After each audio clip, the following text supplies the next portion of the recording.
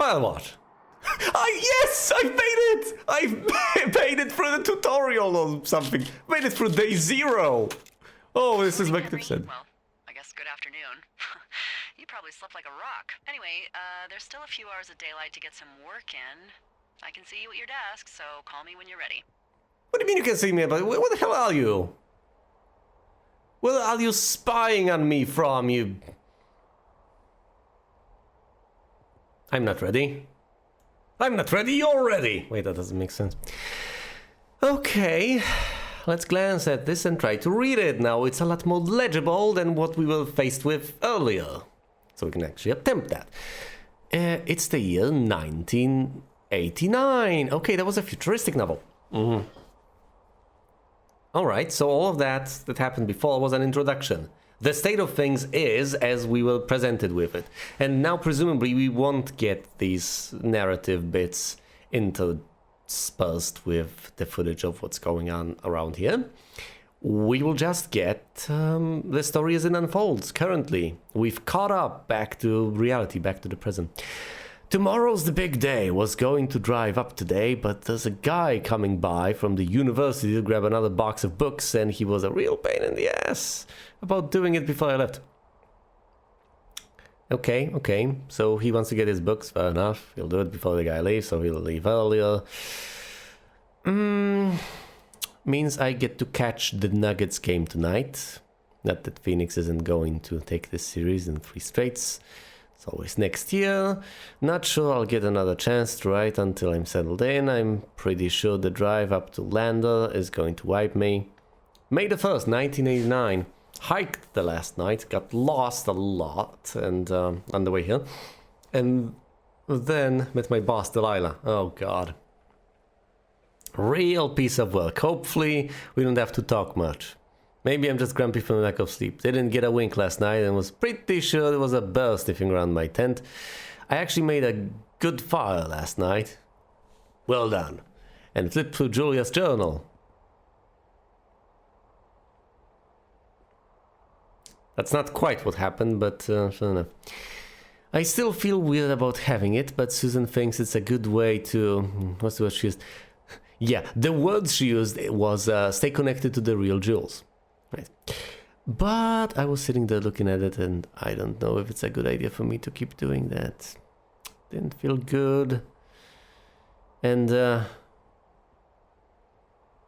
yeah, like I said, I didn't sleep great after that. It was probably the bear. Alright, it's late afternoon and I gotta check in with the boss. Move your silly hand. I won't have a hell of a lot to do. Okay. I can't activate the desk lamp. I don't need to, but... Well, there's Julia. There's me.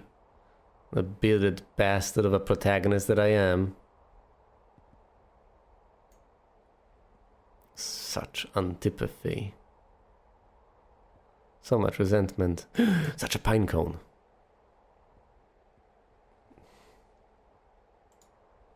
Fine. Pretty much the only thing available to me at this point is the radio that I'm supposed to pick up. I understand. I hate being forced into single interactions. I want to do what I am not supposed to do. Fine. The radio is mine. Can I mess with things now? It's not like there's much to mess with, really. It's not like there's a lot to do. Oh, look, a desk drawer.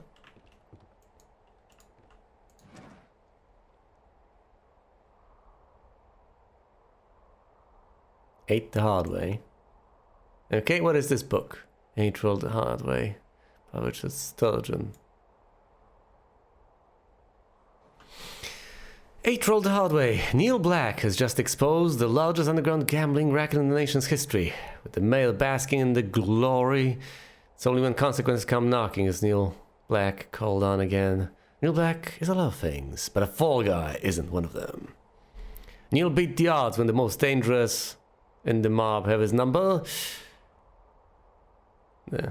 Will Neil beat the odds? And the high-risk sting goes wrong. It's only a matter of time before the powers that be do what they always do. Put it all on black. Put it on all black. Should be put it all on black, but whatever. 15 million, Neilback, books in print. Fair enough, fair enough. I like it. Detective novels. Nice, lovely. How did these books get here? Well, presumably they were in the backpack. It's a cookbook. A cookbook. Oh, dish soap. Excellent. How did... It's the hat. Lovely. Oh my goodness. So many more things. It's May 1989.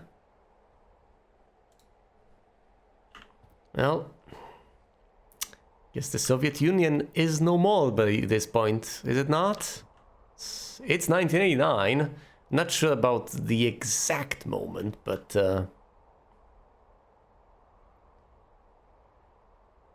one can just keep his fingers crossed that the Ruskies are no more.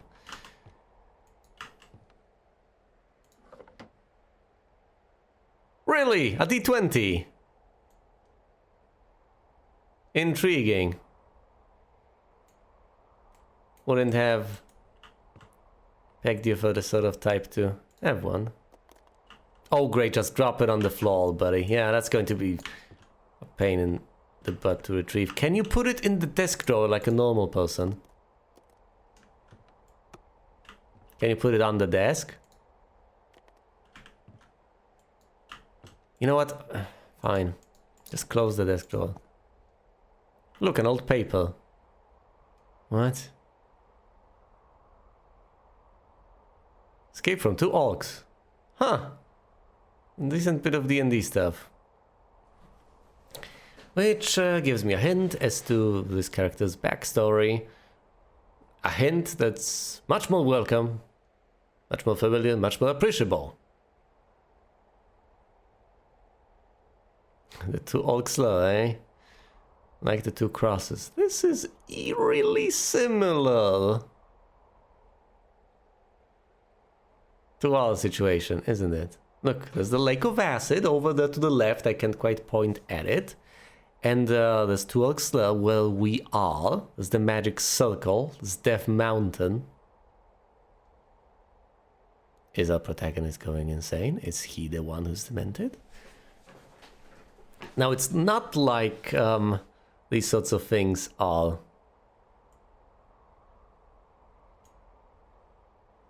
infectious. Have I gone stark raving mad, or is it... is the read button just utterly useless? Seriously, I've tried it multiple times. It never does anything. I'm not really as mad as you may think, but I am somewhat upset. I am somewhat perplexed. Now, I sincerely hope... Yeah, I have the read and keep buttons bound. They never do anything. That's it. Okay, pick up bleach.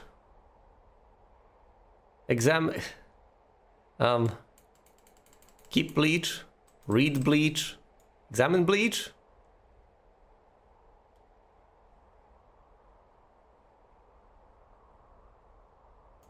It's about as much as I can stand as far as examining bleach is concerned. A coffee percolator. Excellent. A cast iron pan. Oh boy. Can I read or keep the dish soap? I can't. I cannot.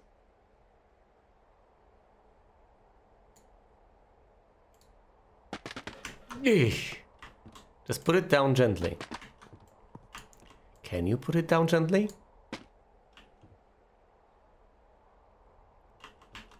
That's good enough. National Forest Guidebook. Can't read it. Water jug. Can't interact with it. Paper towels, always appreciable. Space puffs. Great taste. There are the supply crates that I have seen previously. That's the glass cleaner. You can't read it or keep it. Of course, you can drop it on the floor like the maniac that you are. Or, you know, you can put it back over there. Old Scottish oil soap? I'm sorry, what? I have no clue what that is. That's a pencil shop. No, I know what that is. Let's investigate the thermos. Can I keep it? Well, I can suddenly investigate it. A manly thermos. Okay. That's apt. Meanwhile, there's the button. There's the UI telling me in no subtle way that I am supposed to interact with the lady. Can you just put it down, please? That's good enough. Single mind, ate the hard way, there's glory. Death Strikes 2. Death Strikes at 2. That was just Sturgeon classic.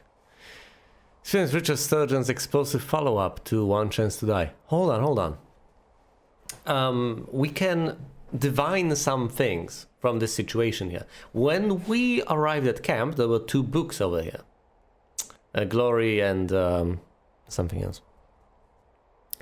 But now we have additional books. What does that tell us? Well, the books that we found here were not the books we brought with us. The books we brought with us, presumably in that backpack, are the ones we are investigating right now. Mostly murder mystery novels. But the books that were here before we arrived, presumably weren't the ones we brought, but rather the ones that were left here by whoever the hell manned this place, or womaned this place, or, you know, blank this place. Like the silly chair situation. Personed this place. Experience exploding follow-up to One Chance to Die. 12 bodies, 0 leads. 1 man for the job. Yes, Neil Black is asked to investigate the bizarre murder of a local teen he reluctantly accepts. At the behest of a friend. The friend, that is, up until he discovers shocking evidence that the victim was just involved in a string of unsolved murders that stretches back over a decade. Time is running out. It's only a matter of time before the killer strikes again, and Neil Black is determined to make every second count. That sounds nice. Thankfully, we can put it neatly back onto the bookshelf. Repatriates. Oh yeah. It begins and ends deep in Red Russia, where they sent him to spy, where they urged him to kill, and where they learned that he wasn't the patriot they had hoped. Sent to plant the poison pill of espionage inside the dinner of the communist bell, Ray Friedman would return to his government's doorstep, disgraced and disowned by his keepers, forced back into civilian life as a simple comptroller. But with the intelligence and super skills bestowed upon him by the United States government, Ray struggles to fade into obscurity. That is, until a janitor named Claudel Williams reveals that he too was there the night in Stalingrad. The night everything went wrong, and the truth was made clear. Can 2 men ever return to civilian life in possession of information that will destroy both themselves and the presidency? Will the government even let them? Sounds like an exciting novel. The Birds of Wyoming by George Sinclair. Featuring every species statewide, with more than 300 illustrations, photographs, and maps. Okay. Yes, George Sinclair, the godfather of amateur ornithology, brings you the stunning, curated guide to birds of Wyoming. For over 40 years, Sinclair has traveled the continent, state by state, crafting the definitive guide that birdwatchers trust, and this edition is no different. Perusing the wind driver tree line. Is that a Cooper's hawk or something skinned hawk? Scutting across the high prairie, yada yada yada. The macro descriptions and accompanying illustrations. These are the questions you won't have for long. I don't know much about American birds. Birds as responses. Indispensable is my binoculars. Yes. Who takes time to put together different birding guides for New Jersey? George Sinclair, that's who. George Sinclair's descriptions drip off the tongue. When I refer to one of his guides, it's like I bear the warmth of his voice just behind my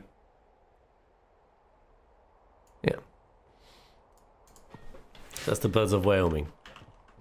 I will respond to my boss Delilah soon enough. Soon enough. Oh, that's acceptable. A symbol of liberty and individualism. Appreciable. Ah, pine cone. A symbol of...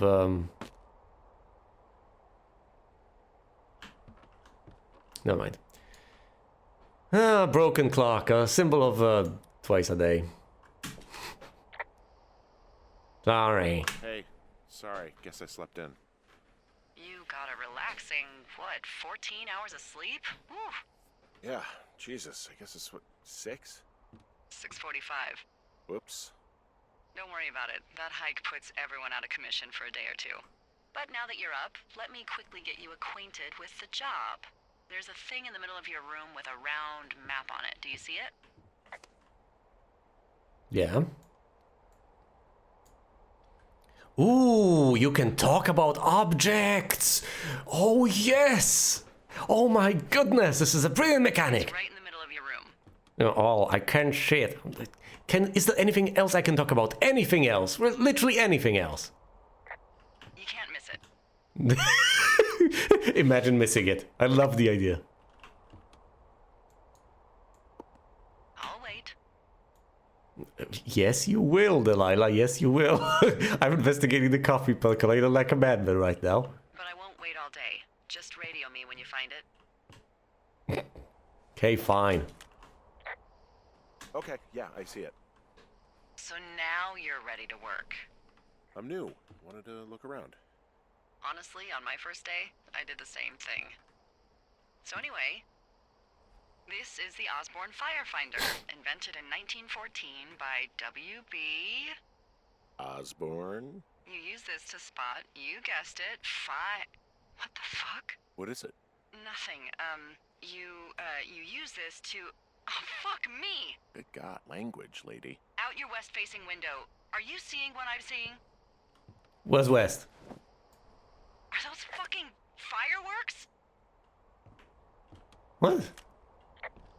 What are you talking about? Are you insane? Oh God! Whoa, that's not legal, right? No. Forest. You need to get down there right now and stop them. Fire danger is through the fucking roof. Is that really my job? Your job is whatever I say it is. Look, the closest ranger is like 2 days away. Go down there and set him straight. I have a very bad feeling about this.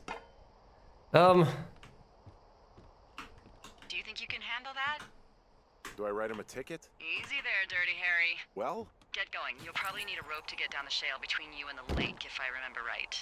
There should be one in the supply box on the way. The code is 1234. It's actually that for all of them. 1, 2, 3, 4. Secure, convenient, smart. smart. Shut up. Oh God. Yeah, I'm settling into the character. And how am I settling into the character? How does Weston settle into a character? By being a snarky, antisocial asshole. Wow. That's something I can relate to. What do you know?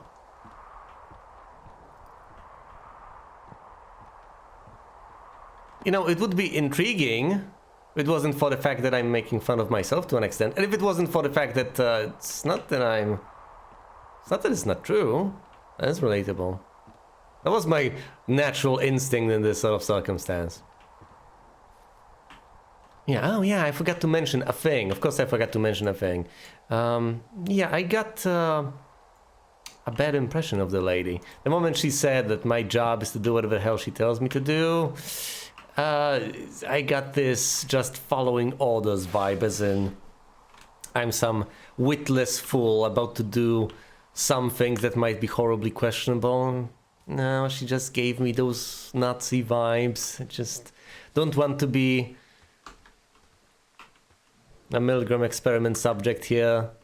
She tells me to do things I believe are wrong. I will refuse to do them.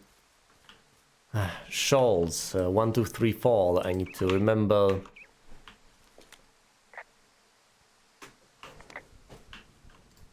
Caches. I'm headed west, right? Oh boy, I turned off that. They're still setting up fireworks, so I know where to go. Now, I could meander in the meantime, but I have a job to do, so I might as well do the job I am here to do. Yeah, and of course, in the meantime, I'm absolutely compulsively checking whether this coding is still going on. And of course, if it is going on, then that's going to be annoying as hell for you. And if it's not going on, then you won't hear any of this. It is going on by all accounts, but still, you know. I could call in the block trail. Where am I? Where is the block trail? Once again, I could have turned on the green squiggly things on the map. Unfortunately, you can't see my cursor because I don't have a cursor when I'm holding the map. But yeah, that's the squiggly thing. Hopefully, I don't have to go through there right now. I could call in. I've got an overgrown trail here. Yeah, that'll happen. So I'm screwed when it comes to getting past it? Mm-hmm. Screwed until you clear it yourself, yeah. Great. Well, if I come across some tools, I'll add groundskeeping to my ever-increasing list of responsibilities. I'm reporting it again. There's really no way past some of this underbrush that's grown over the trail. See, the thornier a trail is, the less inclined a ranger is to want to deal with it.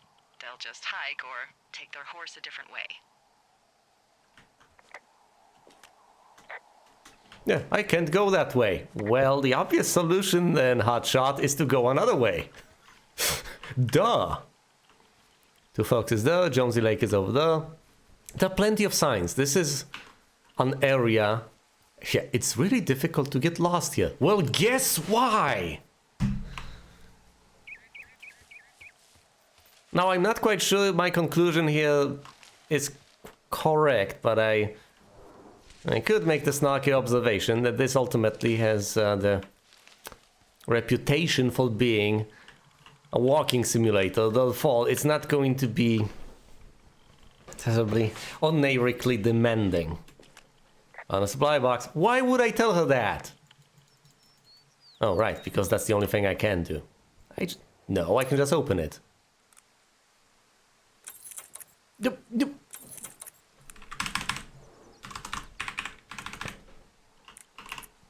One. That's amazing. You don't use the cycle in this. The cycle. Wow. Use a different button to handle this. Amazing.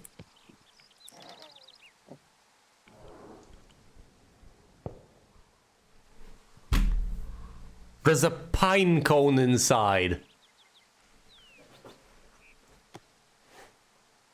What sort of deviant? Of course there's a goddamn pine cone. Of course there is one.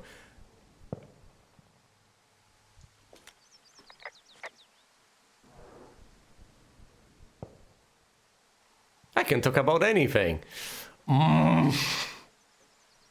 I always struggle with these sorts of things. I tend to be very methodical. So my temptation here is to call in every single thing to discover and ultimately explore. And then, to get through every single possible interaction. Not sure I should do that, but that is the temptation.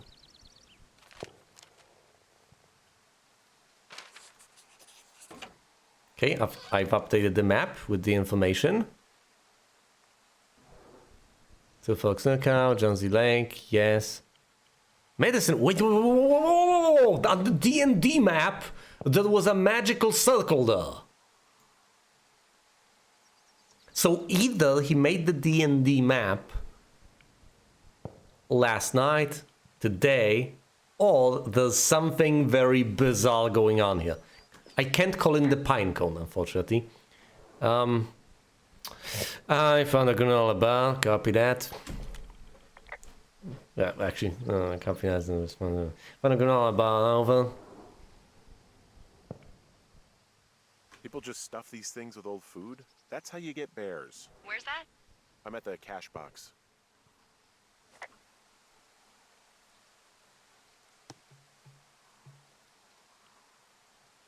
I can eat it. Should I eat it? Oh, jelly almond. Hold on. Which but this is reed, right? This is reed. Wait, I'm about to eat an old granola bar. This might be a terrible idea.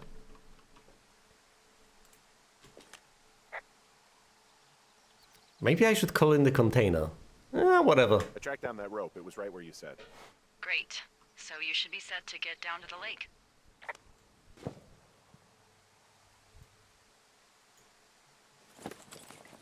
Done. My inventory now contains rope. That's lovely. Unfortunately, I can't check my inventory. Just have to remember that I have it. What about the note? 7786. But I don't know if that 7 is the man for the day. Ron, hey man. Guy couldn't take it. So I locked up his lookout and put some stuff in the box. What? Found one of those bars you liked. Hiking into the park. But let's get fucked when I'm back. Dave. Yeah, get fucked, Dave. Hey, I found a note to a guy named Ron from some guy Dave. That's probably Dave Gaskell. He's completely nuts. Is that right? Harmless, but yeah, one of those, you know, fall off the grid and eat ants for a week type. Totally fucking cuckoo. Which is kind of what the job attracts. Do people lose their shit doing this job? There's a note that says a guy just left his post. It happens, yeah. You're not gonna pop your top, are you, Henry? I wasn't planning on it. How many people do plan on it, Henry? And for how many people it simply happens? There we go, read note. See? You can do that. And now I can keep it. Thank you. Excellent. Finally. Some reasonable mechanics. Now, if you could do that for book blurbs, if you could do that for any single thing I can read in this game, that would be swell. And once again, it's not too much to ask for in a game that doesn't really have much of anything else in it, is it? And now I cannot call in the supply cache. I should have done it earlier, but I didn't. Can I close the cache? I presumably have to close it back. Nope. Well, there's a granola bar waiting for someone brave enough to attempt to consume it. Where is my compass? There we go, that's the way west. Although presumably, if all I know is that I'm heading towards the fireworks, I presumably should just follow the fireworks. Instead of trying to follow directions that are not terribly clear. See? It's like the D&D map, my goodness. There's something... Oh, and trails have been updated. There we go. Is this the cache 306? Yes, it is. So that means that I'm around here, and there are quite a few... Stop shaking it, you moron. Are you low on sugar or something? Stop wiggling the map about. Okay, cache 306. The straight path, every path really, leads me towards Lake Trail.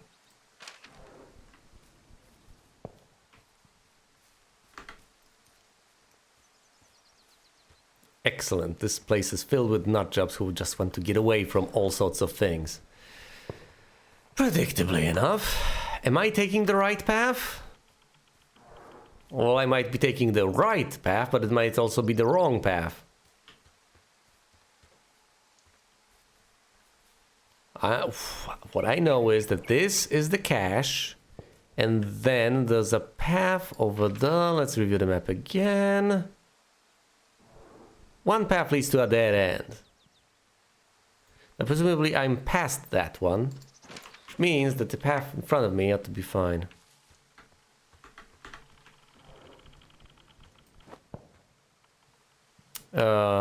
West is that way. Is that... I was about to say, can you fall off of heights? Can you actually enjoy yourself?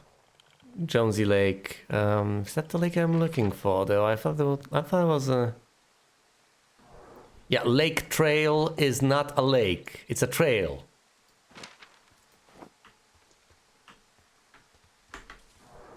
That's how noun phrases work in the English language. Lake trail is a trail. Trail lake is a lake. Was that something I could call in? Nope. Alright, moving on.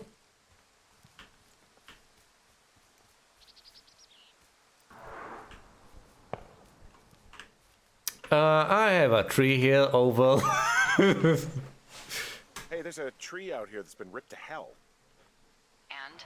Don't you think that's, disconcerting? Henry, there are 500-pound grizzly bears out here. They sharpen their claws on trees. We don't have grizzlies in Colorado. People killed them a long time ago. Well, in the thoroughfare, they hunt people, they kill people, they bury their bodies, and then come back weeks later to eat them because they prefer rotten meat. People just disappear. Don't you think that's disconcerting? No, Henry, that's life. Christ, lady. I guess it's safe to say that that's pretty messed up.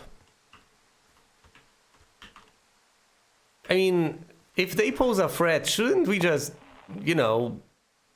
just kill them all? Honestly, I mean, if something poses a threat, I think that's what any reasonable person does. Just exterminates thoroughly until nothing moves and constitutes a threat, right? Unless it's other people. In that case, you tend to be more careful. However, if it's a non-human being, I mean, isn't genocide the way? The most logical way? Just, food for thought.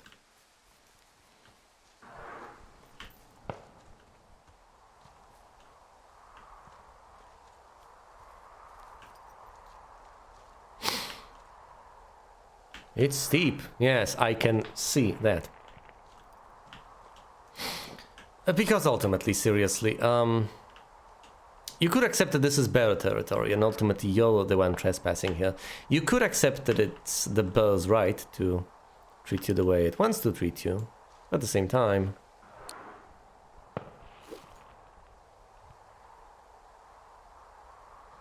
if you take that stance,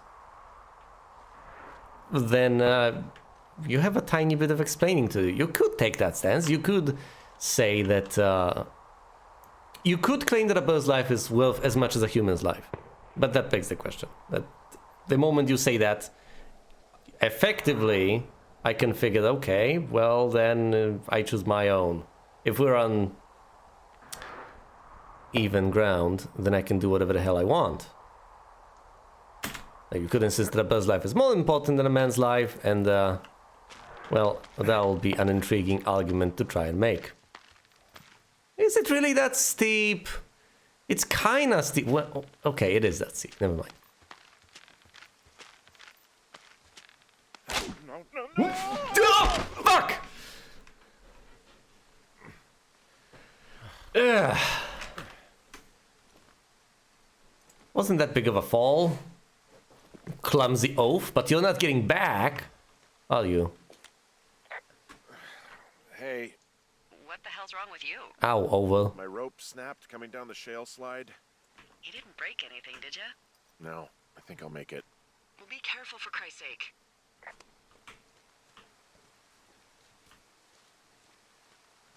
But yeah, I don't know how I feel about killer bears. It is an intriguing thing to explore intellectually to a certain extent. And of course, once you get down to it, figuring out a balance between preserving human life and giving nature the right to exist in some capacity is more complicated than you'd think.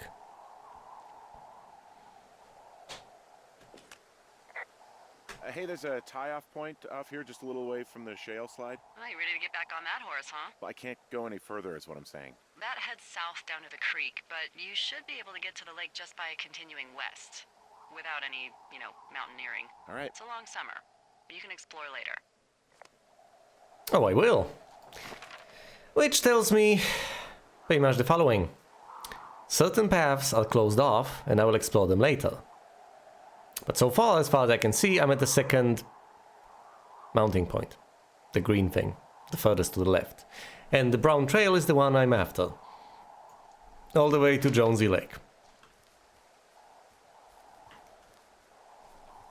I don't know if there's anything more I can concisely say. Adding on to my facetious little side note on Pearl genocide.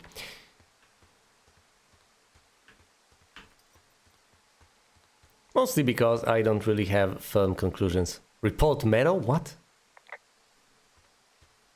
And because I get distracted by stuff in the game.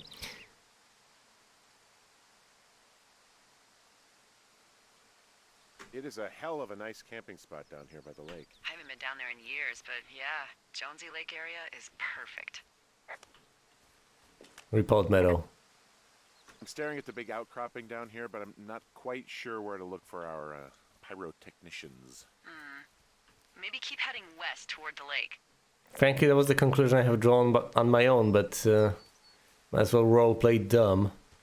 I don't know where to look for them. I don't know, follow the beer cans. Finding a bunch of empty beer cans. They threw them all over hell. Are you fucking serious? Yeah, sure am. People are just the worst, aren't they? They're not great, no.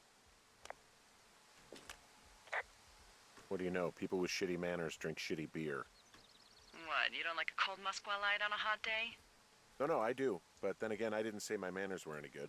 Better than these fucking litter bugs, though, that's for sure.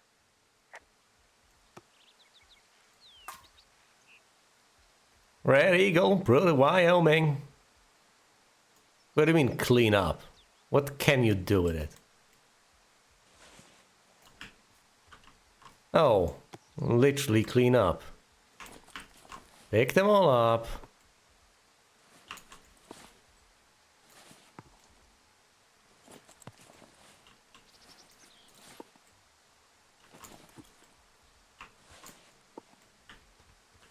And put them in the backpack.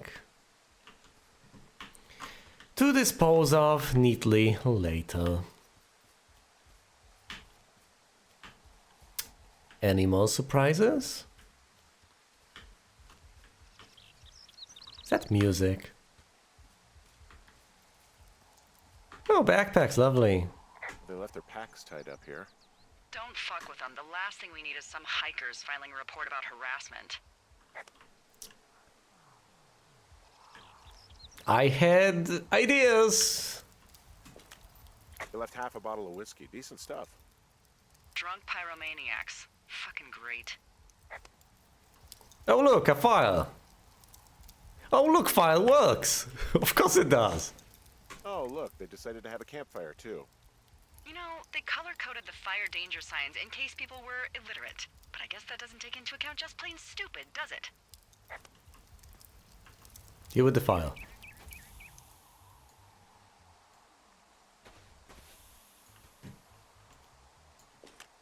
Well, I put out their fire. Man, I would have named that forest fire something good, too. Hey, I can always restart it. No. I think your first instinct was the right one.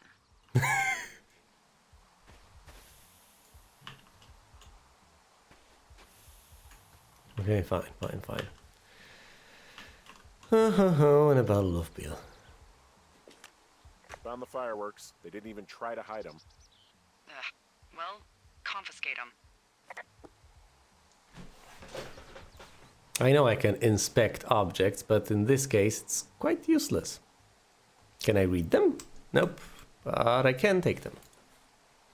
You can.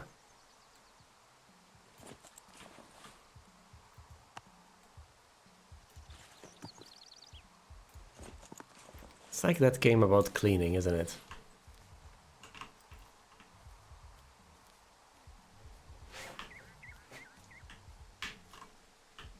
Oh, clothes. Oh no! If the clothes are here... Well, they left their clothes out to dry. It looks like two people. What if they're naked? Won't that be exciting? Look, they're obviously still there, so tell them off and then head back. I love how I report every single thing. I don't know, maybe he craves some human interaction, but there really is no need to involve anyone else. It's basic stuff. Although, arguably, it is important to call such things in, because if you don't, and then you go missing, then that's just one of those stories. Where someone did not communicate for the longest time, and then, lo and behold, they never came back from some trip. Whereas if you do come...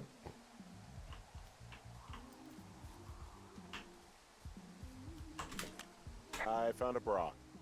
A nudie pyromaniac. Remain professional.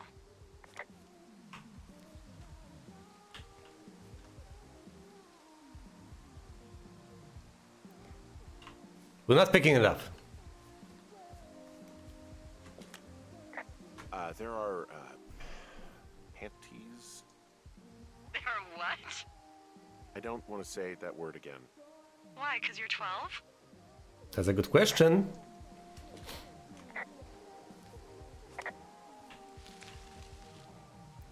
I mean, I appreciate the romantic angle, but of all the things to do, why did you settle on setting off fireworks in the forest, people?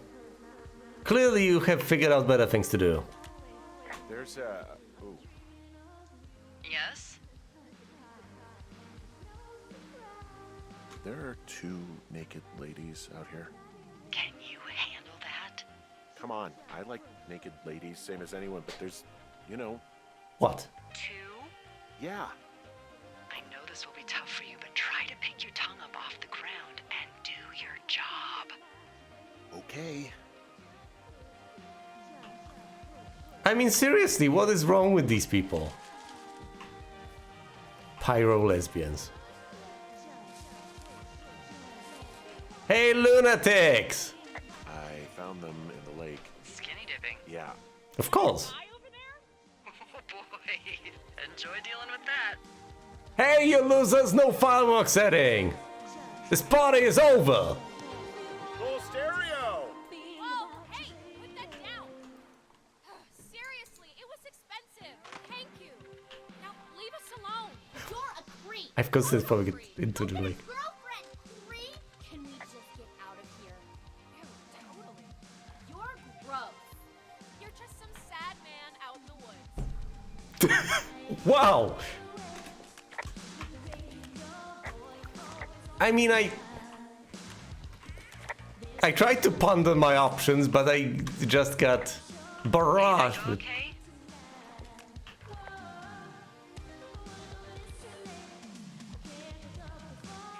It went fine. Hopefully there won't be any more trouble. Good. Thanks for going down there.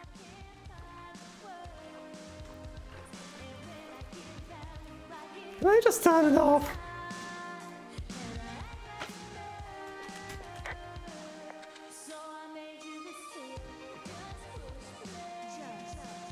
So there's no noise ordinances or rules out here? No. But that music I hear makes a good case for him. Yeah, no kidding.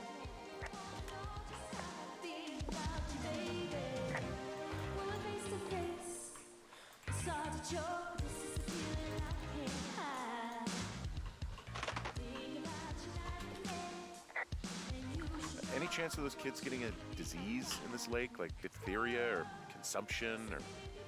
Consumption? Not if they're not 19th century chimney sweeps, no. You know, whatever. I mean, if they drank a bunch, Giardia maybe, but probably not this time of year. That's too bad. Yeah, the lake is wonderful. I honestly should have responded with something. Well, this lake does seem like a good spot to swim, even if the last people to do so were assholes. Yeah, right now though, it's all snowmelt, so you'll freeze your balls off. But as hot as it's been, maybe that's a fair trade. Starting to feel like it.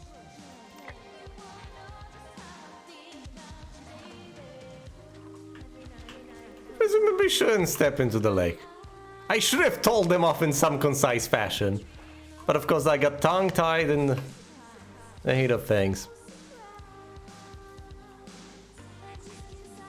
I mean, I can pick up the boombox and throw it into the lake, but that doesn't sound like the most brilliant of ideas at this stage. Find a way back is my current objective.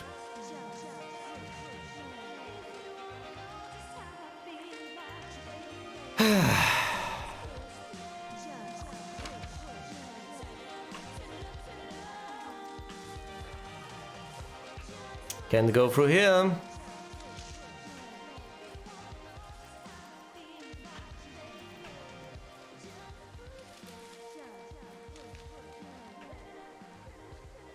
Pathway's blocked. What does this sign say? Found a trail sign. Hey, there's a trail to Two Forks Tower down here near the lake. Yeah, that's your tower. So I should go this way. Well, you're not climbing back up that slide.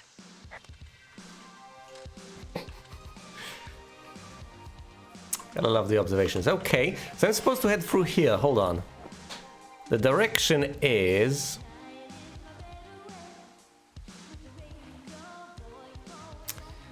I'd say northeast.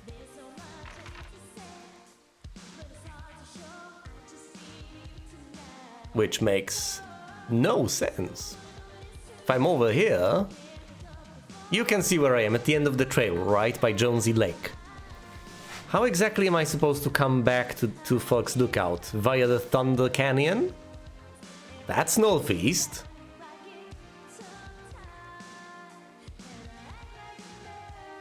Haven't visited the medicine wheel. Should I have? I don't know how this game actually progresses. Presumably I will explore all of that. Is there any way in which I can explore anything else here? There doesn't seem to be much. Look at this. The trail ends there, then you descend. That's where I have fallen. Then there's another path you can descend, but I don't have a rope. And say I don't have a rope, I can't go down there. Then there's the path that leads to the lake, that's where I am. So, I can backtrack this tiniest of bits and try to figure out if there's anything near that cave. Back where the discarded clothes were left. But other than that...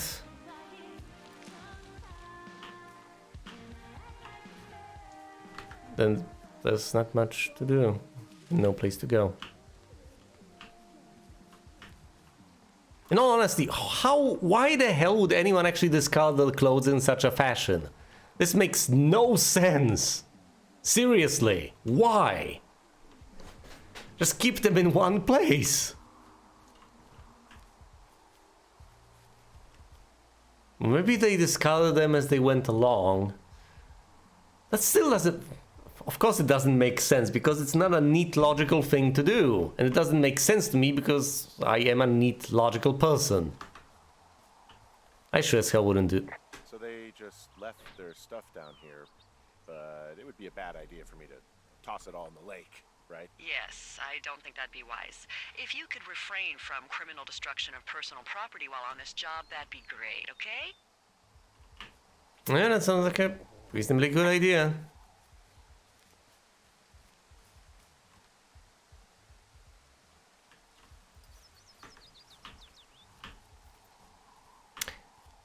Also, I did come back to explore.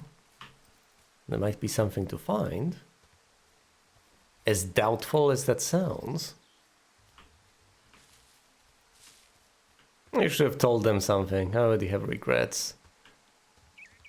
And I could tell myself that it doesn't ultimately matter, but at the same time... I did not take charge, did I? I was not in control of that situation. They were in control of that situation. Hurling yeah, hurling insults in my direction, or barraging me with them, not hurling barrages. Makes no sense. It's one or the other.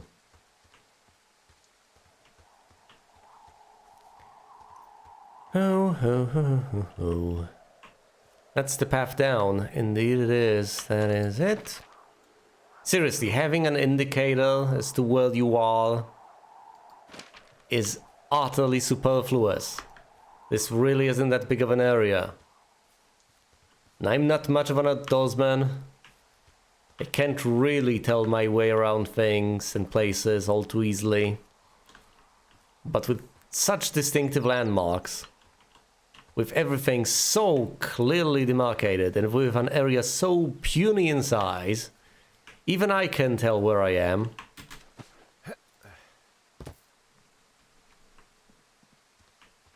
Just by using a map and a compass.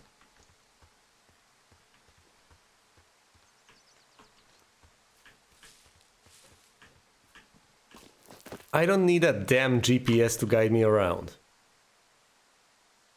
A raccoon! Oh my goodness! A raccoon! Look at it! Look at it! There's a critter out here. A raccoon. I can't understand you. Raccoon. I'm whispering. Because you're whispering. You're mocking me, aren't you?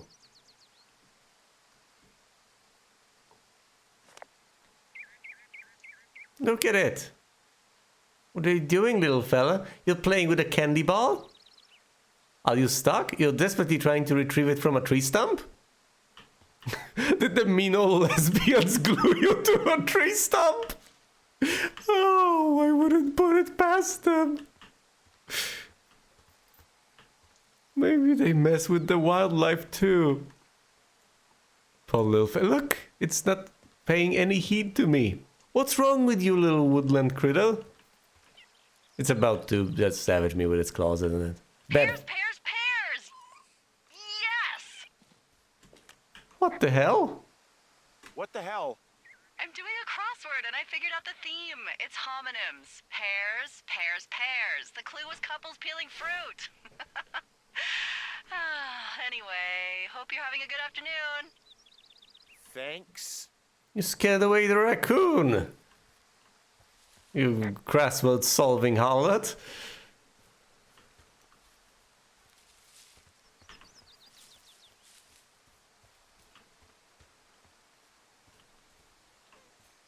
And here I was, desperate to get in touch with, well, to commune with nature. What was I exactly doing here, really? I was staring at a raccoon. Not much communing going on, though. Did it steal that candy bar in the end? I think it did. Why was it having so much difficulty interacting with it, though? Must be some handy-capable raccoon. Well, I'm sure glad it wasn't a bear.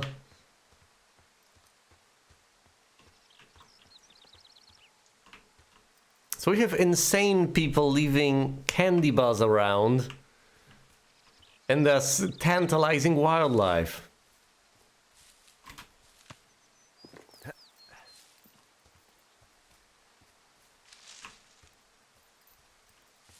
I guess that's the extent of incisiveness I am capable of at this particular juncture. I've ran out of things to say. I'm back where I used to be. There are the backpacks again. I would love to call something in, but there really isn't much to say and really isn't much to do. I'd put it out with water, but... Oh yeah, throw the whiskey into the campfire. See what happens then. No. Yeah, they left the clothes. They left the... you're gonna find a pair of disrobed teens frozen to death in the wilds, presumably. Losing track of their clothes and losing track of time and space.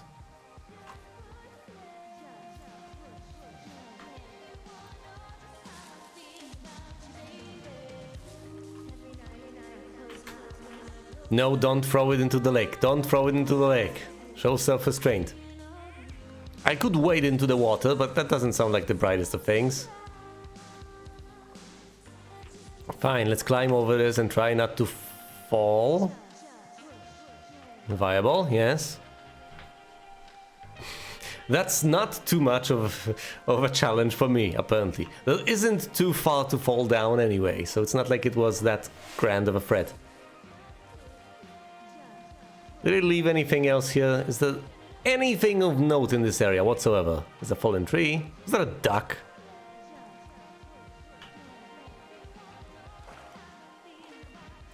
I want to see some wildlife here. Hopefully not bears. No, bears I can do without. I'm not sure I could stand them. Well, if they would potentially prove too much. I take it To you bow. fell prey to the Forest Service's big recruiting effort when it comes to, you know, how the hell you ended up out here. What do you mean? Sorry, I don't really know what you mean by recruiting. Let's get information instead of giving answers. Oh, after last summer. You know, budgets went through the roof, a lookout, and every lookout for the first time in 20 years. Last summer? Oh, come on, you're from Denver, not Delaware. This was national news for Pete's sake. Boulder. I'm from Boulder. Same diff. So are you going to let me know what happened that caused this budget increase or what? Wow. I can't believe you don't know. The file? I was a little preoccupied last summer. Jeez. I mean, the federal government almost let Yellowstone National Park burn to the ground? Ring a bell? Yellowstone is like, what, 15 miles away? Why would they do that? Well, the short story is that for 60 years, we got very good at not letting forest fires happen. And then about 15 years ago, they decided that forest fires in wilderness areas like Yellowstone should be left to burn. So that's what they did. I can't believe you didn't hear about this. There were reports that the entire park was gone. Dan Rather telling the country that President Reagan didn't care on the nightly news. I mean, what the hell's he gonna do? Smoke jump in and snuff one out for the Gipper? So what should they have done? Stop the file. I don't even know. By the time the Yellowstone folks realized the little fires weren't going to burn themselves out, 100,000 acres were gone. It's Yellowstone, you know? People don't want to touch it. But we touch it every single day. But hey, I got a 30 cents an hour raise because we can't have another fiasco. Like the goddamn park can burn down again. That's a good point. But yes, I've heard of something that's tangentially related to this. There are some fires, there's a forest fires, I believe, in Australia that are part of the ecosystem. Stuff needs to burn down, though, because that's literally how some of the plants, I believe, procreate. So that's how things work. Regular fires are a must. But in other places, leaving things up to nature isn't necessarily the way to go. Surprise, surprise. Nature, just because something happens on its own, just because something happens naturally, doesn't mean it's good. And to believe otherwise is a naturalistic fallacy. Pretty soon I'll encounter one with a different code, won't I? No fireworks. Yeah, people aren't listening. Okay. Trail information, additional trail information. Write that down. Note.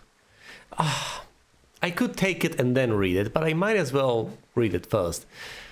The 8th day of the 29th month, which is bizarre, but I'll take it for what it is, of the 89th year. Ron, it's a message from Dave once again, got some bad news back home, so hopefully they'll let me out of here for a while. Who's to say, though? Budgets being what they are. Did you get my note about what went down in Wapiti? Well, hoppity wapiti. Sheriff isn't too pleased with me, but I don't know, I probably overdid it. Wish you would have been there. I guess you must have got hung up. Dave. P.S. Amigos is Spanish, and Profesionales is Italian. Okay. Read. Close it and keep it. Lovely. So that's a second note that we have obtained so far. And look. Why? What the hell is going on here? I found a sweatshirt from the University of Eastern Colorado. There's a University of Eastern Colorado?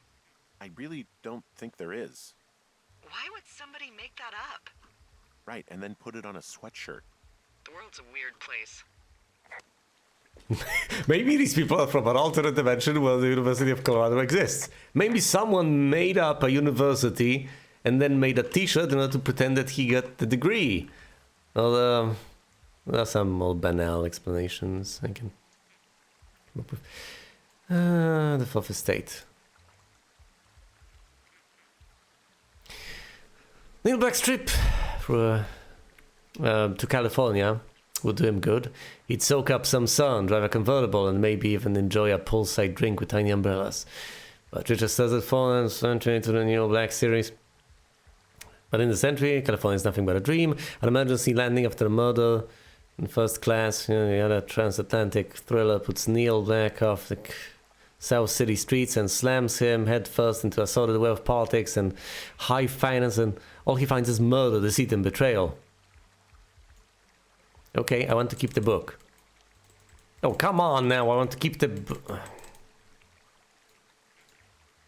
Fine. No! Okay, that's close enough. That's as close as you're gonna get. Silly physics interactions. Can't even put a book away properly.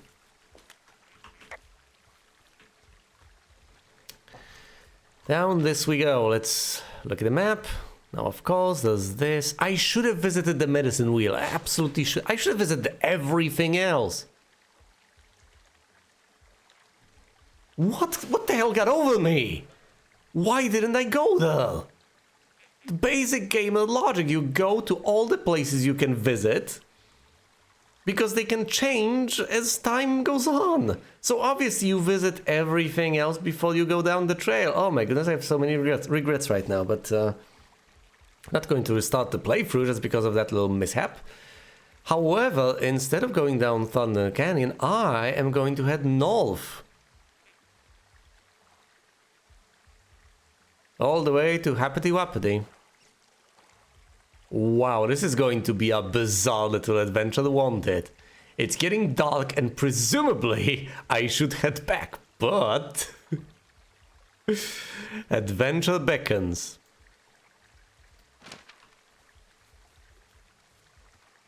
Perhaps I will be stopped dead in my tracks and prevented from doing so, but if that happens to be the case, then I will just correct my calls out of inevitability, instead of simply forsaking the possibility of further exploration due to some inherent distaste for the idea of discovering things out of order. Why? Why would I try to blaze through things? What is the point? What's the point of playing this game if not to explore? I'm headed east. Oh, I'm not supposed to be headed east, I'm supposed to be headed... I'm not heading downstream, I'm headed east. And then I'll head north in a bit. So I am headed the right way. Anything of note over here? Anything? Whoa.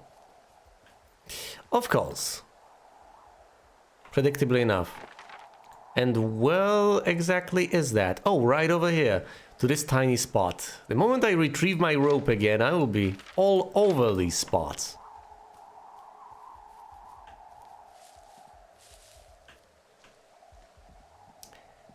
I will explore every last nook and cranny this game has to offer.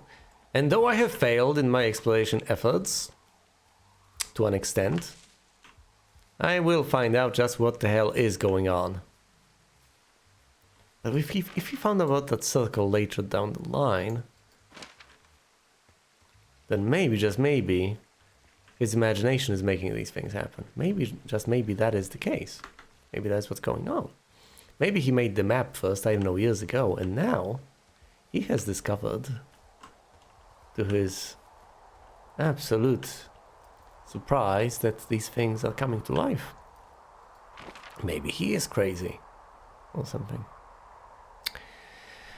Hold on, that means that the path down there, not just the one up above that point of descension, but the one to the right, the entire path that leads to the Wapiti Happity meadow is cut off, so I can't go there.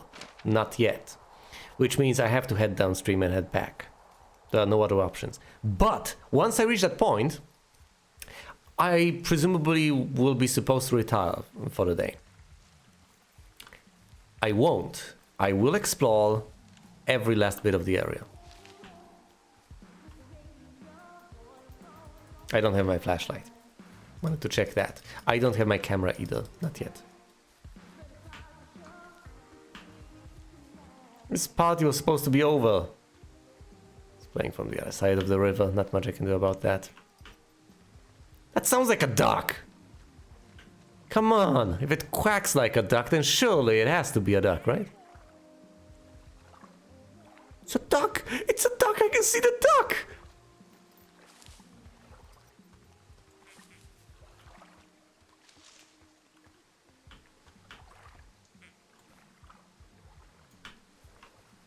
Perhaps it's a goose. How would I tell anyway?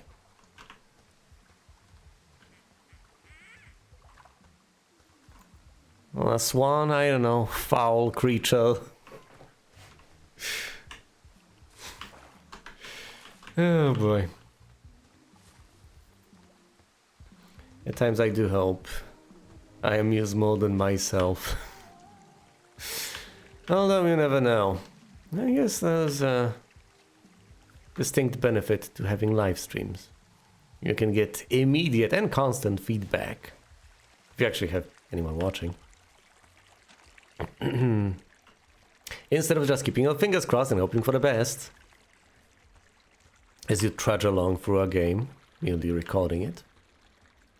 Although with a game like this, would I really prefer to be distracted every step of the way? I'm going to fall in there and get wet, right? That's going to be the only consequence of going through this. I'll be able to make my way across it, but it's going to break. Look at it! Look at it! It's damaged in the middle. Damaged in the middle. That's not a bridge, what the hell? It's a silly little log embedded in this. It's not like it's... I mean, I guess you could say that it is damaged in some fashion, but...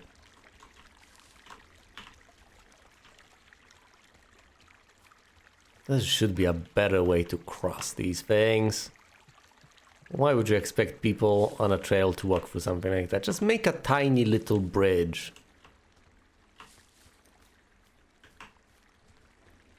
It's not terrifyingly advanced engineering, is it?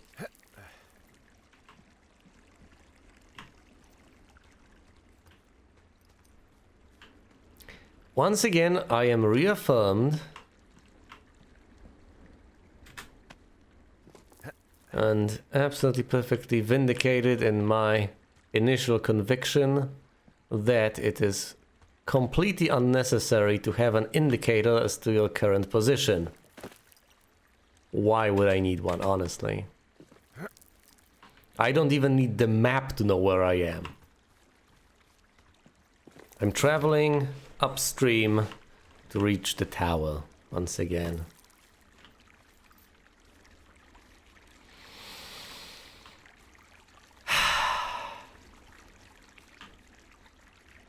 Quite a nice game. Reasonably soothing. Presumably things will spiral out of control. They might get more sentimental. They might get paranormal. I don't know. Something is bound to surprise me. And I shouldn't try to anticipate it. There are people out there who will try to anticipate these sorts of things. And presumably they just ruin the experience for themselves. Especially if you perform some, I don't know. Confession to make. What is it? Look, I was drunk last night when I welcomed you to the job. Yeah, well, you're not the first boss to be guilty of that. I know, I know I can get a little pushy, you know, putting you on the spot about why you're out here and stuff. You're presumably lonely. Yeah, whatever. Let's make her feel uncomfortable. You know, I'll try to and make guilty. up to you. Anyway, let me know when you get back to your lookout. Because you can reassure her, oh, it's no big deal, I really don't mind. Yeah, and it puts her in the frame of mind where she thinks, okay, I'm justified in that. It wasn't a big deal. I've done nothing wrong. I may have gotten the impression that I treated him harshly, but hey, he's telling me himself that I've done nothing wrong. So I shouldn't hold myself accountable for that. But on the other hand, it seems nice. It seems like, oh, another bother, you haven't done anything wrong. And of course, some people can still hold themselves accountable. They can still feel guilty because presumably they don't trust other people's responses because they figure, yeah, what you're saying is the polite thing to say.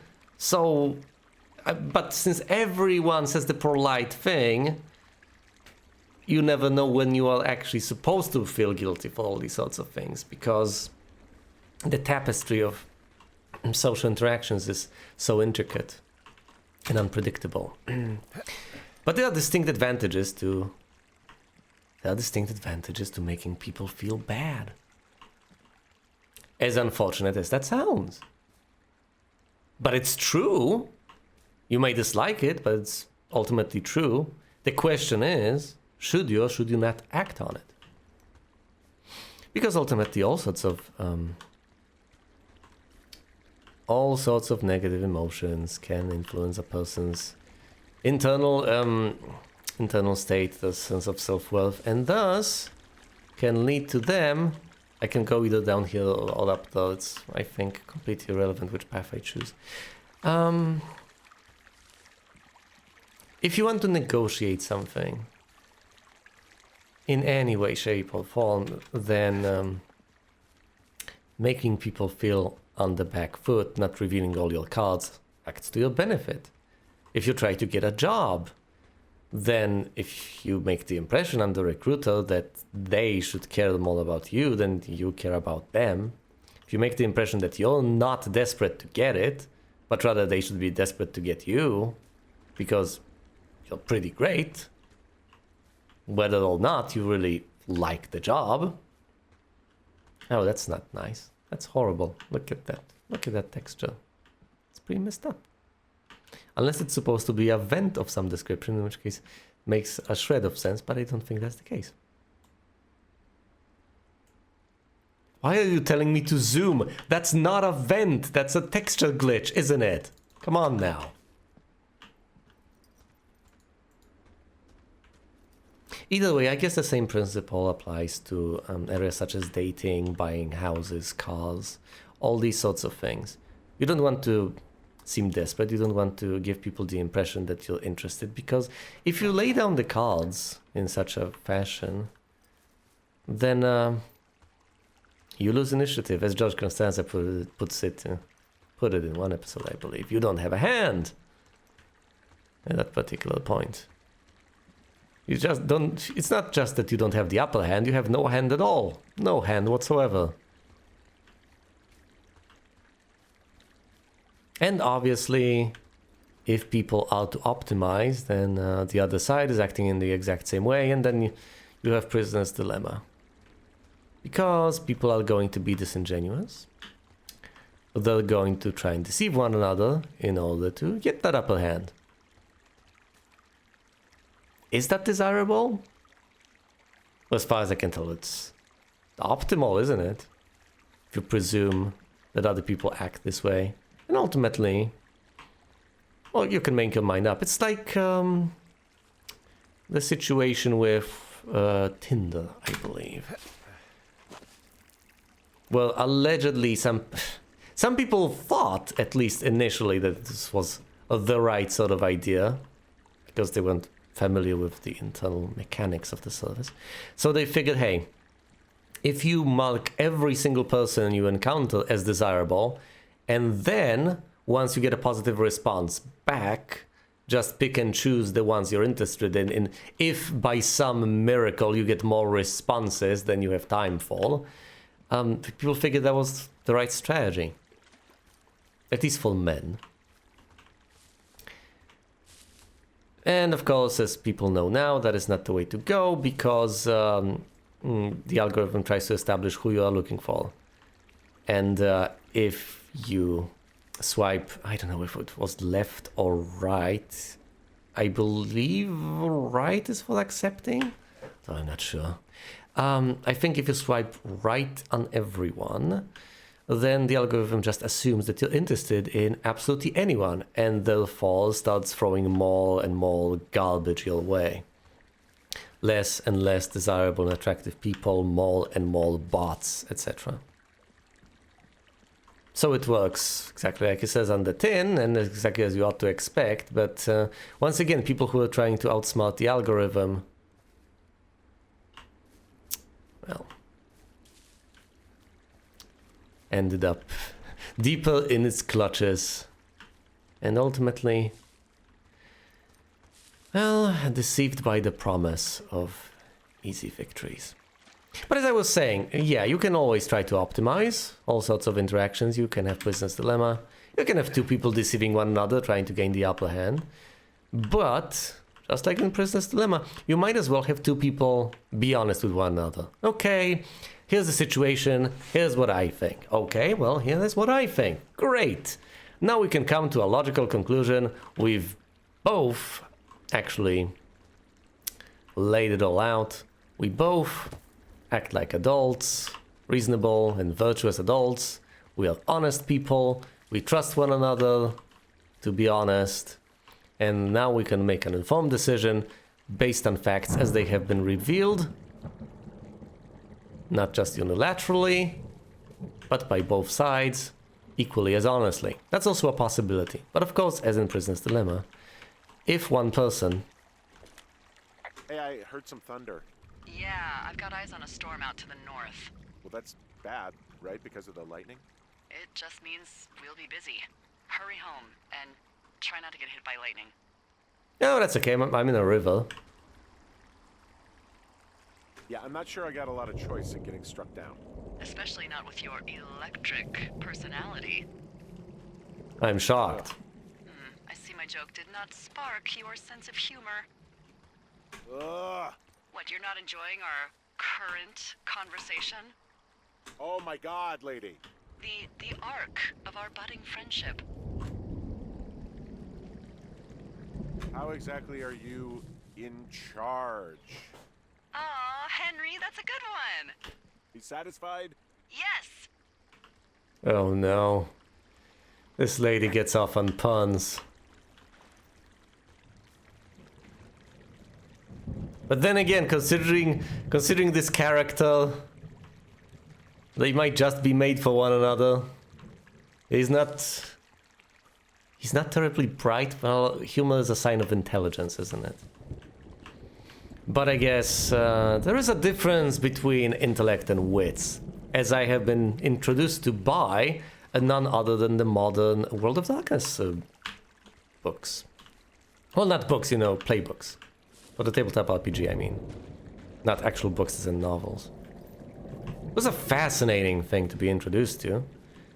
Because there were three types of traits, and there were three categories of traits presented there.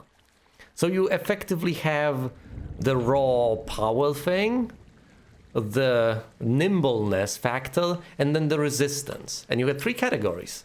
The physical one, the mental one, and the one tied to will. What sort of adjective would you use for that one? And in the intellect category, you had two separate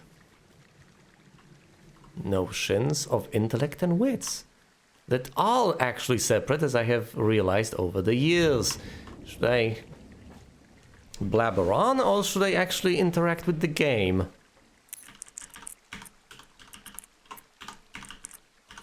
I shouldn't be that dismissive of my own ideas. It's not like what I'm saying isn't entertaining, insightful, exciting. Defend the frontiers. Yeah, you go, Elk. You defend those frontiers. Well, these are the frontiers I'm supposed to defend. Yeah, I guess that's a much more reasonable interpretation. Thanks. Here's catch 303. Just like in the Matrix. Fix me! Yeah, thanks. That's great. Gate? What? Gate? Cave? Oh, wait a minute. Gate? Gate. Well then, that's a...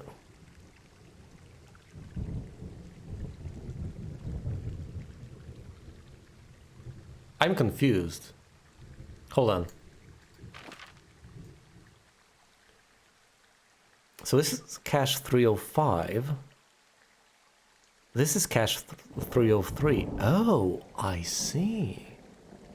So if this is describing cache 303, this particular place right here. Oh, did I miss a mounting point? I'm heading back.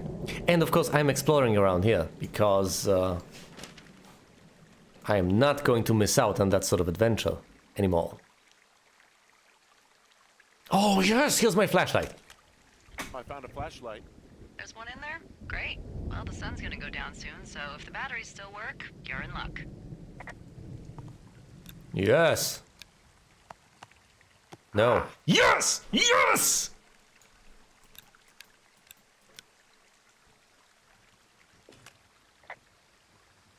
There's a horn or an antler or whatever. Well, antlers are made of bone, and horns are made of the same stuff as your fingernails. Keratin. I guess this is a bone. Antler. A ranger must have found it this spring. So why is it here?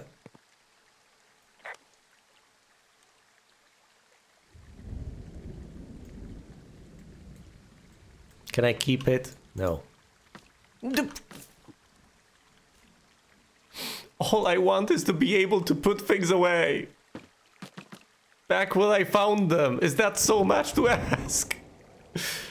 Well, let's see now. The map has been updated. There's a trail up north. Oh, to get back to Two Fox Lookout, I have to go through the cave. Well, I'm not doing that. And the game, presumably, soon enough is going to tell me, oh, yes, you are. You are doing that because the area over there is inaccessible for reasons that, as of yet, have not been revealed. I'm going over there, and I am about to find that mounting point that I have apparently missed. Perhaps that mounting point heads down instead of up. Perhaps that's why I have missed it. That's almost certainly how I have missed it. Otherwise, I would have seen it, wouldn't have I? Wouldn't I have?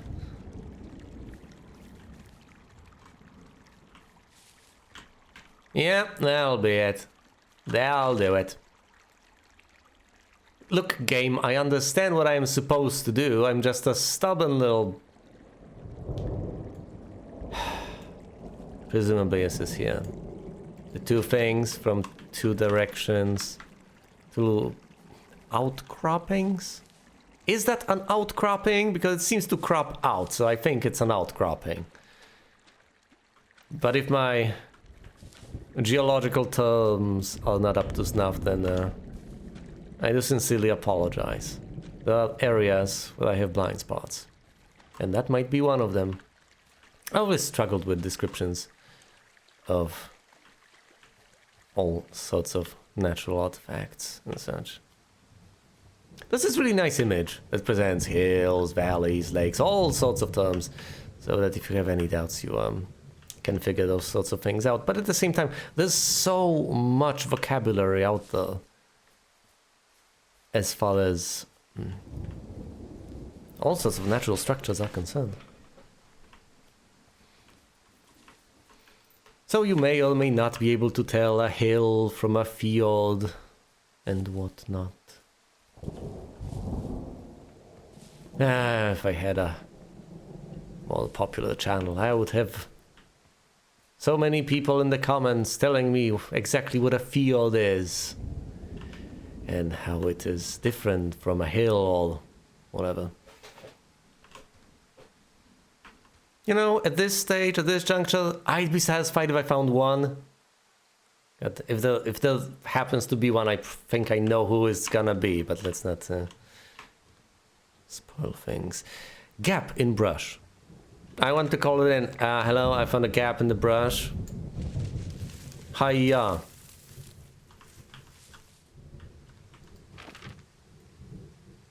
Brushed up on my gaps here. That might be this narrowed area. There should be something in the middle that I can walk around. Ah, yes, this huge boulder. And of course, naturally, that's just me rubbing on the tree. There's so many terms for natural objects because obviously humanity has had quite a lot of time to come up with names for them. All sorts of names, pet names, synonyms, and such. Of course, they've encountered plenty of boulder in their time. Plenty of mountain in a field and a valley and so on.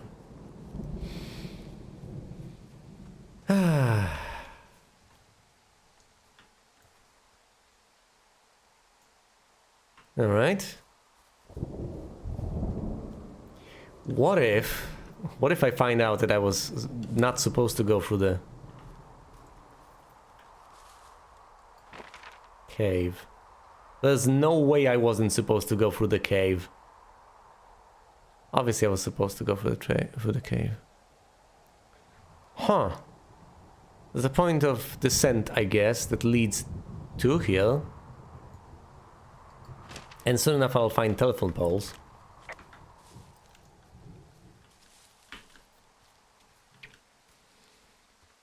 Vestiges of civilization. Well, they're not necessarily vestiges, are they? There are signs of civilization, because civilization is there. It's not like the civilization is long gone. We live in a post-apocalyptic world and all of this is just a sign of the past. No, it all makes sense. God damn it, Thunder, please stop.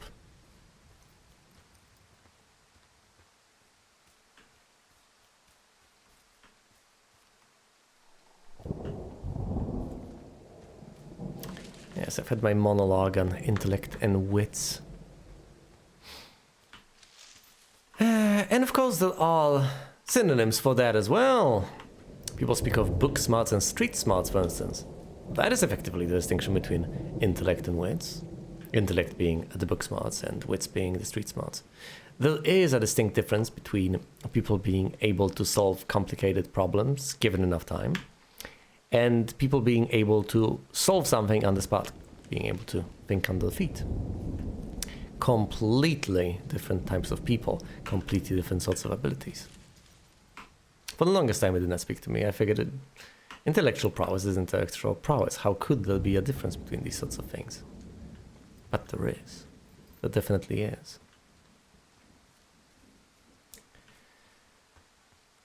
And thus, as I was saying, this guy may not be terribly book smart. Which of course I abhor. That means I won't have much respect for him. How could I possibly? It's not... What?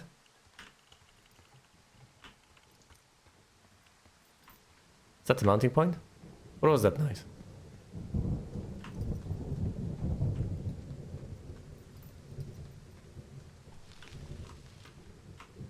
And of course I am well aware of the fact that I make a controversial statement that I might be on a shaky ground to hold, but at the same time, this particular moment in time to say otherwise would ultimately be disingenuous, so I'm not going to say otherwise. Might as well stay true to myself and to what I believe, even if I may be wrong. Because to not stay true to it just because I believe I may ultimately be wrong would possibly be even worse. What are you, little bird? That's a butterfly. God! Wow, that was a beautiful one. Yeah, of course, that's a butterfly. What's wrong with me? Oh, hell.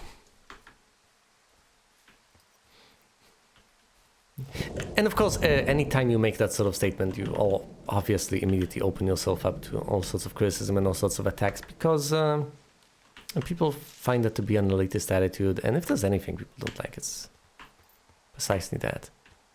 Elitism. And of course, if you're anything short of a Nobel Prize winner, then you're not going to pass scrutiny as far as the public's perception of intellect is concerned. That's one compliment no one can give himself and expect to actually get away with it, at least, say, online. Or even, I don't know, to strangers in reality. It's a sort of thing people don't remark upon because the reprisal is immediate and brutal. All it takes is one mistake, and people look at your statement, behavior, and something and figure, ha! You thought, you claimed you were smart, but you've made a mistake! How can these two things be commensurate? Smart people don't make mistakes. Smart people are right all the time. And quite frankly, the worst part is, if you're sufficiently smart, at times you may think like that as well. You may think that you're always right. Because if your life is comprised of being right over 99% of the time, if that's your experience of the world, then when you think something, you believe something, and you don't find another conclusion, why on earth would you think, oh, maybe I'm wrong? How often have I been wrong? Oh, that's right, almost never. Well, in that case, I'm probably right. And when smart, extremely smart people are wrong, especially if they're old and stubborn, it can be next to impossible to convince them that they actually are wrong. And they are smart enough to perform the so-called mental gymnastics to convince themselves and everyone else that they actually are right, even if they are wrong. And if you're in muddy territory that's difficult to really discern, then it may be difficult to even establish that they actually are wrong. Maybe you can't quite tell. But ultimately, in the world itself, they are right or wrong, etc., or correct to a certain extent. And just because you can see that they are wrong, because perhaps they're smarter than you, doesn't mean that they are right. That's also a distinction that seems to elude people from time to time. That just because you're smart, or say you're smarter than someone, doesn't mean you're right, or that the smarter person is always right, and the stupid person is always wrong. So there's that. What's in this cave down here? The way back. In Thunder Canyon? Thunder Canyon? Hey, I didn't name it. But in the cave, I don't know, rocks. NFS tells people not to go too far in there. It's pretty dangerous. So I say, fuck it. You're a grown man, you can go where you want. great. Used to go caving with someone back in Colorado. She loved it. Might be great to explore it sometime this summer. Well, that could be fun. Obviously, be very careful. It doesn't seem that dangerous. Whoa, whoa! Oh, no! Henry! Seriously, it's completely fine in here. God damn it. Okay, I can mess with her. I appreciate that. Henry, no! See, here's the thing. I have to go through the cave. Look at this. Look at this nonsense. I have to go through the cave because that's the only way back. I can't make it to the Fox Lookout if I don't go through the cave. So I have to go spelunking. But, you know, I'm a grown man. I can go wherever I want. I don't want to go in the cave quite yet. Not hardly. I want to go the other way. With all the pretty flowers. What bird is that? That's a butterfly, Mister. That's a pretty butterfly. Although, arguably, once again, is that a matter of intelligence? As I've made the distinction between intelligence and wit? Is that a matter of me looking at a still picture and figuring, oh, that must be a bird? No, that's a matter of me looking at something and not being sufficiently perceptive. That's a matter of me being fooled by appearances, and, at the same time, notably enough, I've corrected myself after finding out I was wrong. Which, of course, is somewhat tangential, isn't it? Once again, smart people being stubborn, that's a separate deal. You can have stupid people who are stubborn. That's annoying as hell. If you have stupid people who know that they are limited in their intellectual capacity. Oh, look, oh, goddammit. Which are these, Are the conifers the ones with this or the other ones? God damn it, there are two kinds of trees. Ah, yes. These are conifer trees. And the deciduous or deciduous trees are the ones with the leaves.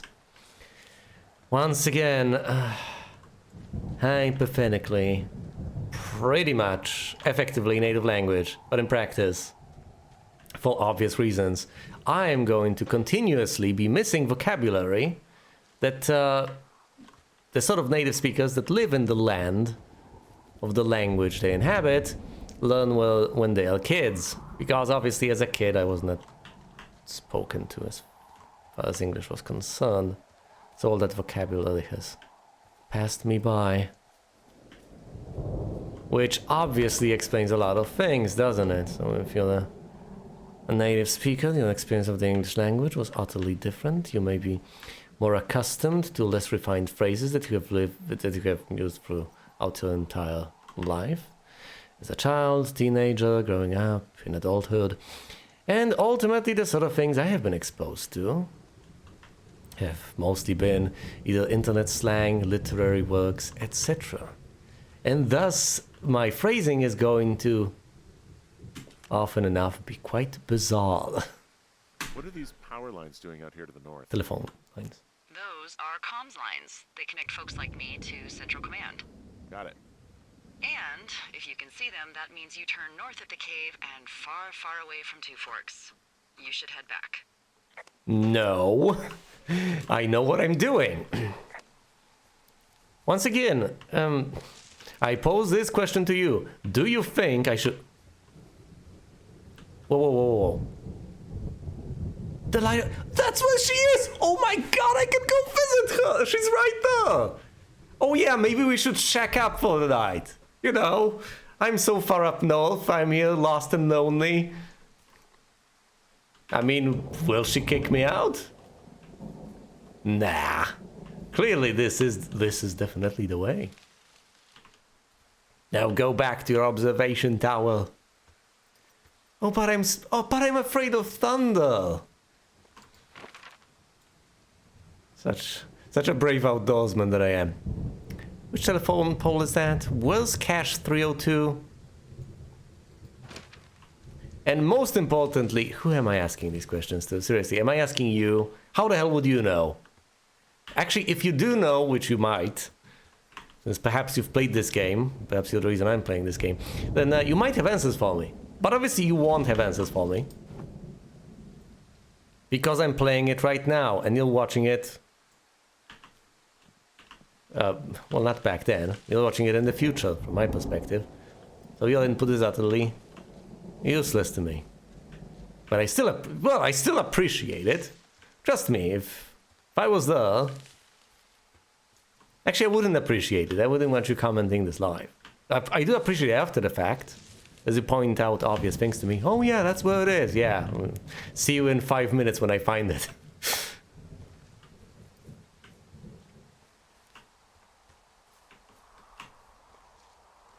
I can't possibly know that it's coming in 5 minutes because I'm here now. I'm not actually commenting after the fact, which I have done in some videos. Not in this one though.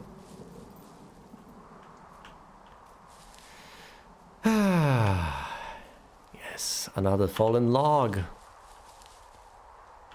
Telephone poles galore. I could hop over it, but then again, there is no need to.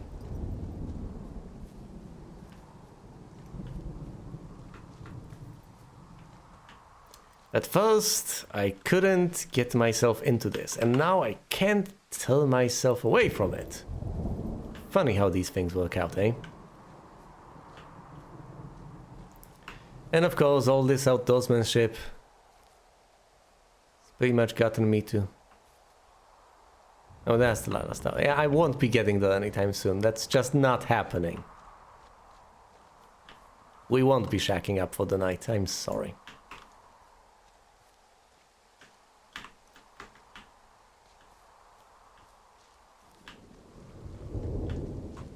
Or will we? Hold on. Let me see the map. No, we won't. We absolutely positively won't.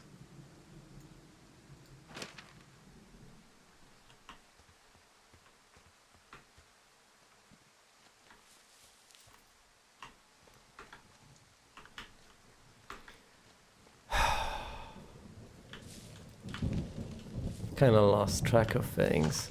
Whoa, whoa, whoa, whoa. Block trail, gap in the brush. How? I can't see.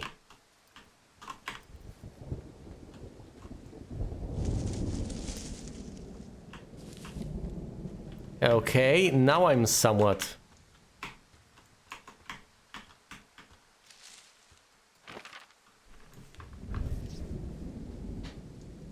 lost. Is this the blocked path? Well, that depends. Which direction am I headed? West. So yeah, that is the blocked path. Okay. I'm in this area right here that I'm holding in the center of the screen. There's a path west here that's blocked. I shall head east then. And then I'll head to this huge open meadow, I guess. After which point I'll arrive next to Cache 302 soon. I'll be hiking up the mountain when I come. I'll be hiking up the mountain when I come. I'll be hiking up the mountain. Hiking up the mountain. I'll be hiking up the mountain when I come. Alright, this is impassable. The trail is blocked. I shall not proceed further. Not through here anyway. But I can go in the other direction. I think I've mentioned that one already. There's nothing here to find, is there? On the left side. Presumably there's nothing on the right side either. All there is a path. The thoroughfare fire lookout is 5.4 miles ahead. And the Bertooth path is 0.2 miles ahead.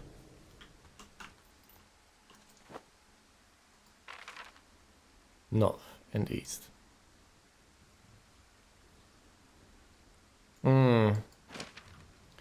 Yes, yes, two diverging paths, I see. Oh, two paths indeed. You are supposed to be able to reach that point using the left path or the right path. Which means this must be the left side path, right? But you can go another way. There's also something over there. I will investigate momentarily.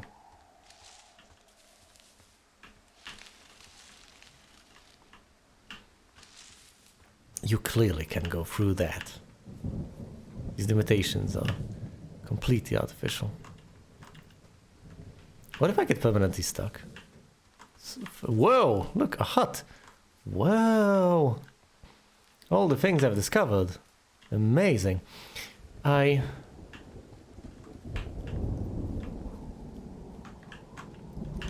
whoa, whoa, what was that? What was that? Seen something. Ah, yes, that's just a pole. I am desperate to find the right way path without necessarily proceeding onwards. As far as I understand... Well, what? No, it's just a shadow of a pole. As far as I understand, this must be what separates the left path from the right path, a giant boulder.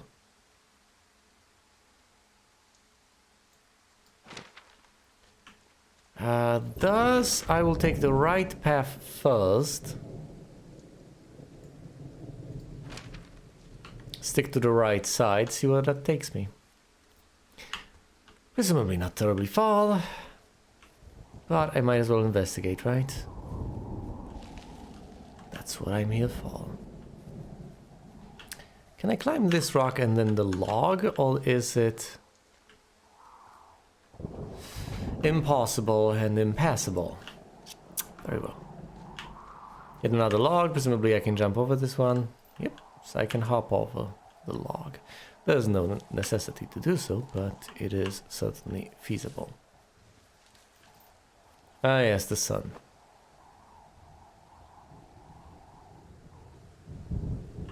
Setting over there in the west. As it does.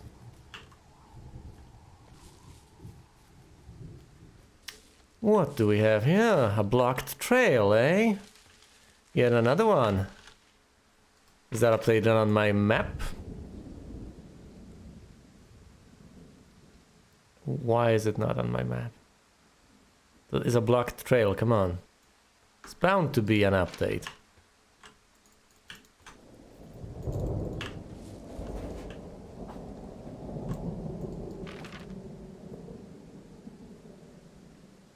Why? Why is it not marked off on my map? That is a blocked trail. It's notable. Notable, I say.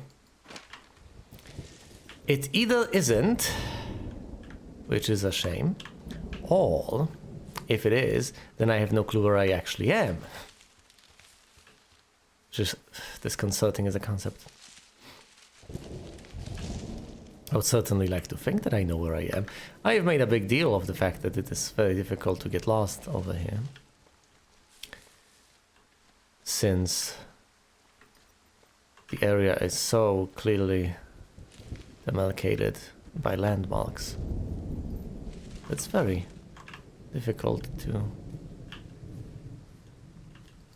have a misguided belief about your current location.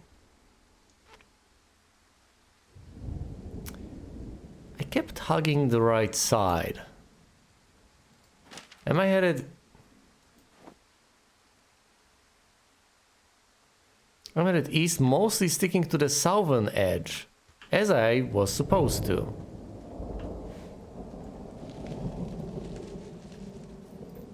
Stick to the southern edge and the eastern edge, slowly, diligently crawl north. That was the plan.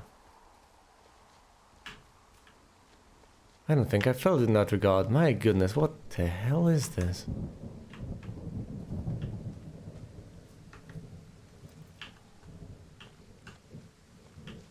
Where have I suddenly found myself? And what is that sound?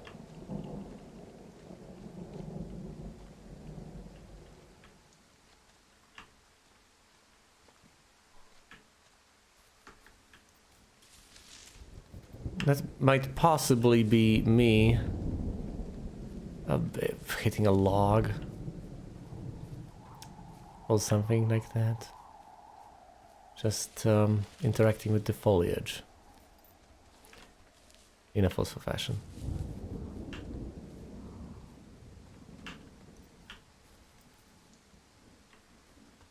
Now I've done it. Where am I?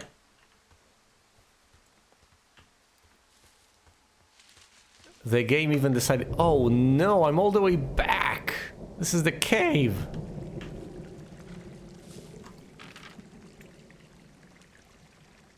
It's cache 303. Okay, I get it now.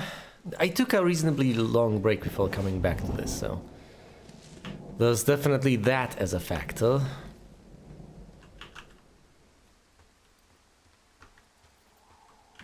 We can go down the right path or the left path over here. I guess this time I've meandered alongside the left path. Or have I? No, I don't think I have. I think this time I took the right path instead of the left path. It's not much there.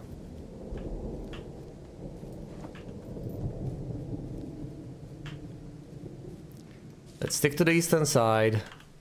I go through here.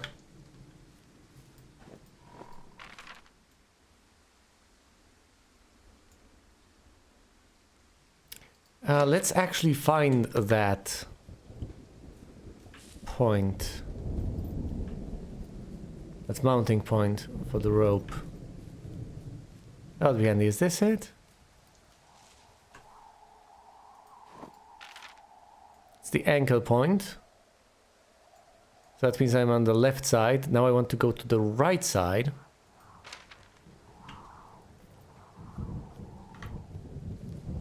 I'm headed due east.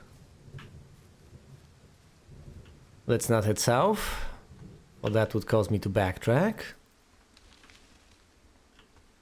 Eastern path it is.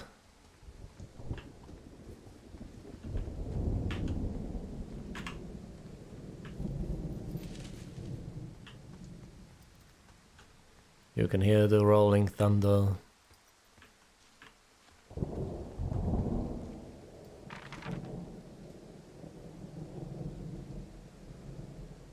There's not much to the east. Not much at all.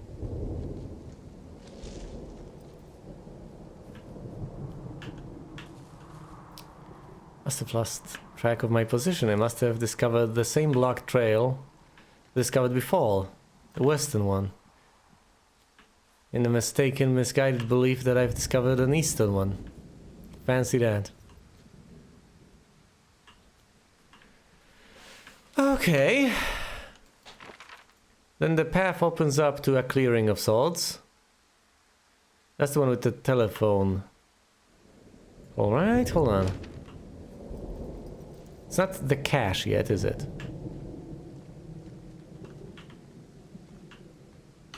Fine, let's head west one more time.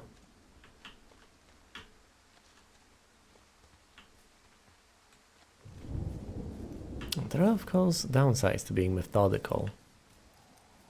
This can get somewhat obnoxiously repetitive. I could, of course, remove any traces of getting lost. Cut the footage out, although that would take a bit of effort. I'd have to identify the parts where I keep talking, in spite of there being virtually no progress.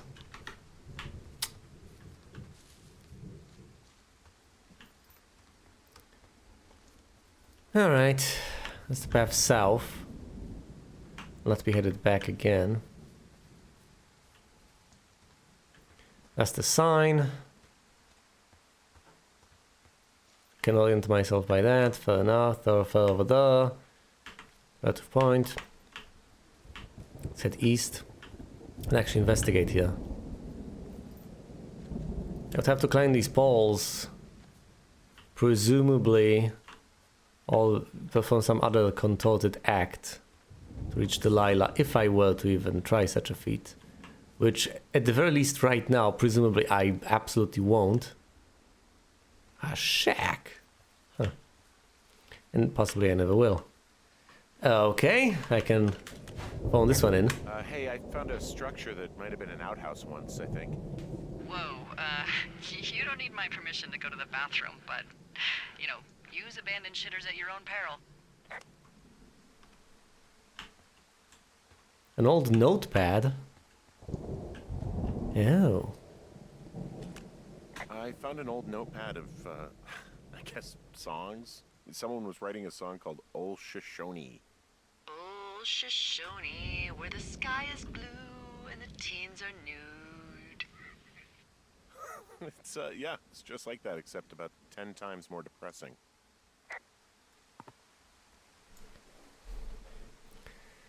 Alright. Read. I made it off to Old Shoshone, where the birds and the bees won't know me, where the man and the world don't exist anymore. There ain't no gals to keep no score. I'm taking off for the woods to a place where there ain't no shoulds. I don't need books. I'll ponder the important process. He doesn't require a lady. He'll marry the Mariposas. That sounds floristic. I can't waste time getting there. I'll do 80. Down 80 without a prayer. I have no clue what that means. No girl. Sprucing up for the spruces. No pal. In the mood for the mooses. If you're wondering where my ass has been, it's been cavorting with the aspens. Okay, he doesn't need grass. He does not need mass. He'll grovel before the boulders. Okay, not that sort of mass, not in the physical sense. I wandered off to Old Shoshone, where the elk and the owls don't know him. Yes. No judges. So it can be me in Old Shoshone. That is terrible. Let's keep it.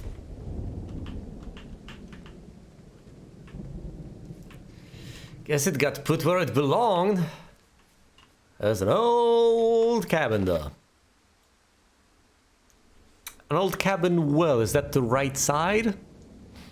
Where on the right side there is a trail and on the... But there's a blocked path to the west, and to the east there's this huge meadow. I need to find the blocked off path to know where I actually am. So I'm headed west once again. I'm sorry if this upsets you, but I need to make sure. Yes, this is the blocked off trail. So that's right around where I am, near the blocked off trail. Whereas the cabin is located on the other side, in a clearing. I will call it in momentarily.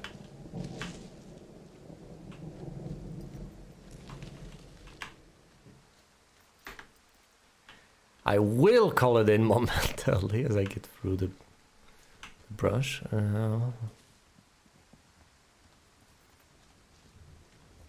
I headed south? I'm headed south again. No, not like this.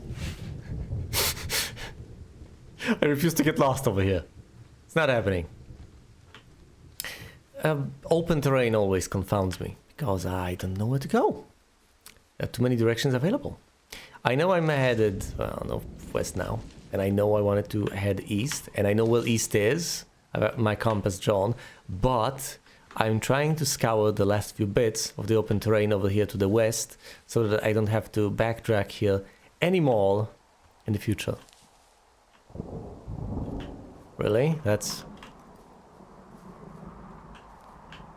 How did I get so close to the cabin? It seems so far away. No, there's no way. And that's the wait, what? Yeah, seems that way. That's the cache. 302, so I must be further north than I had anticipated. Right? That's 302.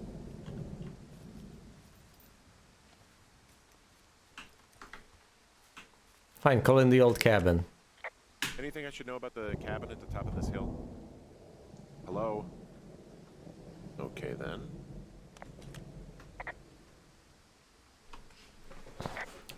I mean... she could have potentially been away, but at the same time, she's also going to be perplexed at me heading where I should not be heading. Exploring the area instead of heading back to my watchtower like I was supposed to. So there are multiple possibilities. She may be upset. She may not be upset. Oh, no. Hold on. This is not 302. This is not 302 at all. That's Hawk's Rest. Scroll that over here. Can this be opened using the same combination?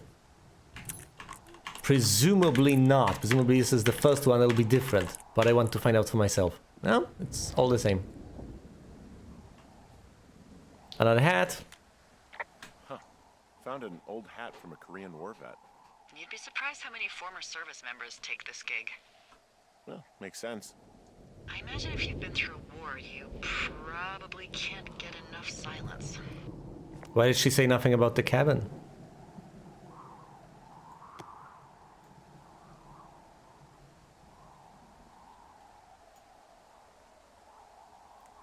Seriously? Do I put it on? Oh, hell no. That's not what... Thank you. Item handling. Item handling in this game.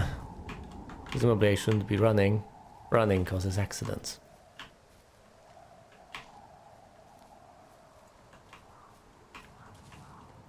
Why not ask me about Sevastopol safety protocols? Is that another butterfly?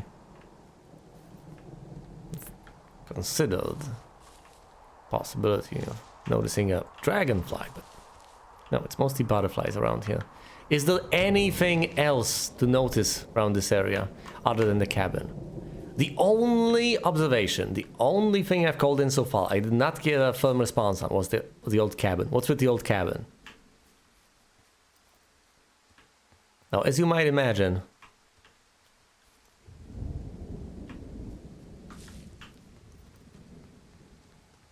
that intrigues me, and as you might imagine, that would intrigue pretty much anyone. Okay, you call in one thing, you don't get a response on. What's going on here?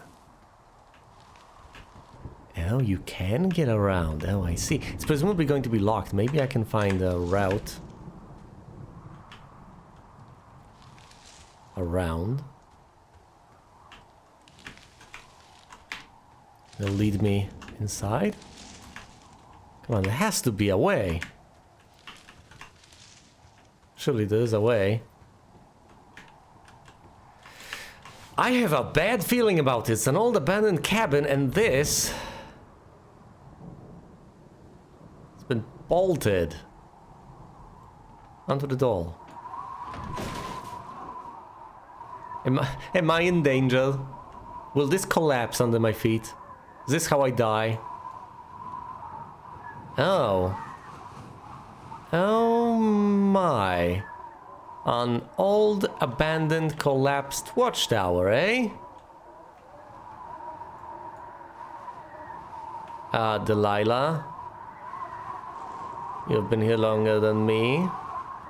What the hell is this place? When did it collapse? And why?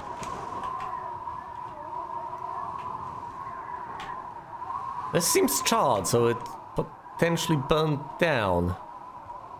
Cigarettes. Ah, yes, I can see where this is going.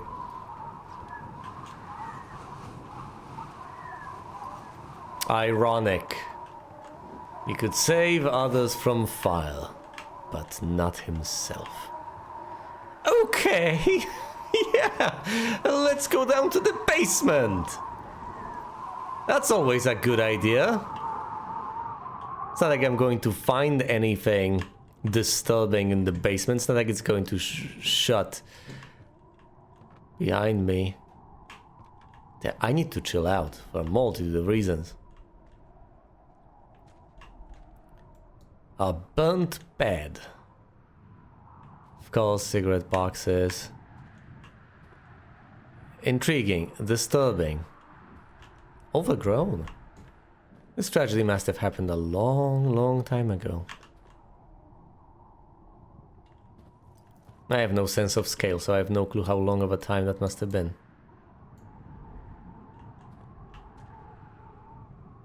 Okay, what's in the furnace then? What's in the stove? That's the only thing I can interact with. What a human... Oh God!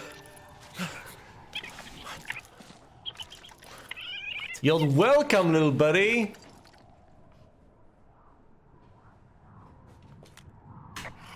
Holy crap, I think I might have just gotten rabies. Go on. I'm sniffing around an old lookout and I got attacked by a raccoon. Did he bite you? I don't think so. So how do you think... Yeah, you're probably fine. Wait, is the lookout you're in burned to a crisp and filled with raccoons? Apparently. Ooh, Hawk's Rest. Yeah, okay, I see what you're doing. What do you mean? I just like to stay out of haunted places myself. Okay, go on, out with it. I don't agree with him. I want to hear about Raccoon Carter. So, some years ago, way before my time, a man named Winthrop Carter was stationed at Hawk's Rest. He was an angry loner. The story was he lost his life savings betting on horse fights. You mean horse races? Horse fights? In Mexico. So he did what a lot of us do in times of trouble. He signed up with the Forest Service to watch for fires. Times of His trouble, eh? first night in his lookout, there was a break-in, and the break-ins didn't stop. Finally, one night he awoke to find someone in his lookout. He reached for his hand axe and threw it at the figure. And just before the axe killed its target, he heard a small voice cry, "Help!" What was it? A raccoon. Oh, of course. See, back in these days, the Forest Service wasn't so good about dropping off food and supplies, and, well, Carter was hungry. So he did what anyone would do. He skinned and ate it. Eventually, Carter didn't want to eat anything else. It was raccoons or nothing. But one night, as he sharpened his raccoon blade, there was a scratching at the door. He looked towards it, and again, heard a tiny voice. Help! Help! He approached slowly, knife in hand, and ripped the door open. But no one was there. But then, from under the bed, he heard another small voice. Help! Help! Carter looked under the bed, and, of course, nothing was there either. So, startled but believing he was just tired, Raccoon Carter went out hunting, and for the first night in months, came up empty. He killed all the In raccoons. bed, his stomach rumbling, he hears the voice again. Help! Help! And now, he wonders if it's coming from inside of him. But then, a figure appears at the edge of the bed. Again, he reaches for his axe, but in its place is another figure. He looks for the door, and there are more and more figures. Beady, glowing eyes peering out through dark masks. He leaps out of bed, horrified, slips and hits his head. And before he can get up, he feels hundreds of little fingers and razor-sharp teeth digging into his skin. Far away in Bighorn Tower, the lookout reported hearing a voice echoing through the valley. Loud at first, and then smaller and smaller, until they faded away forever. Help! Help! Help! And that's the story of Raccoon Carter. His ghost still wanders through the valley, moaning, "Help! Help!" on hot summer nights.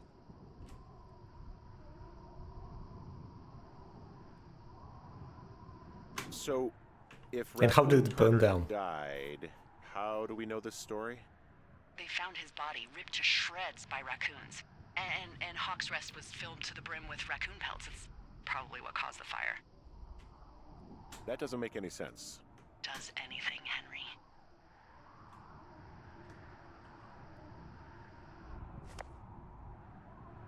Raccoon pelts caused the fire? But yeah, that doesn't make sense. But now I can call in objects from over here. Also, raccoons don't get help. What the hell is wrong with people? Yeah, I got distracted from all of this. But yeah, he did not get bitten or scratched or anything. So there's no reason to really be afraid. And we freed that raccoon. It would have died though.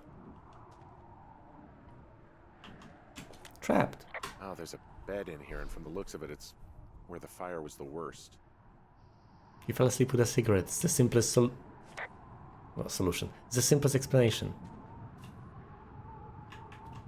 Also, why did she refuse to acknowledge the cabinet first?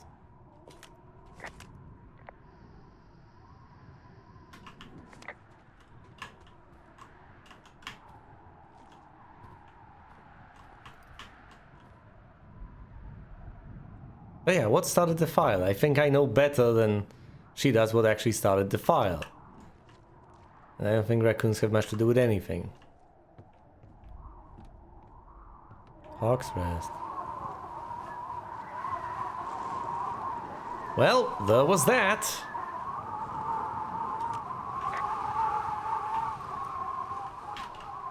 Now I know what that place is. There's not much else to find here, I'm afraid.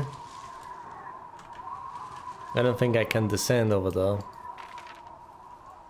I would need some additional equipment for that. So that's Hawk's Rest.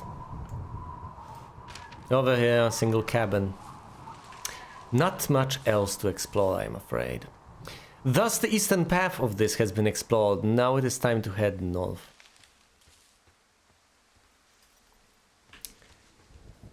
Possibly of note, but don't take the statement too strongly. I don't trust Delilah, by which I mean I don't trust her in an absolute way. People have secrets, people have reason to keep secrets. So she might not be telling me some things, and she might be telling me some things that simply aren't true. So there's that remote possibility.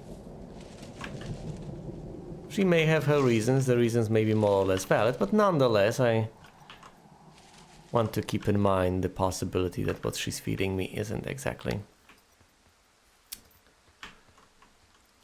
correspondence with objective reality.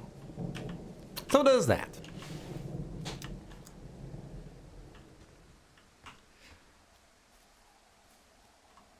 She might be afraid of many things. She might be afraid because of what she knows about Hawk's Rest. She might just be having fun, messing with me a tiny bit. It might be nothing.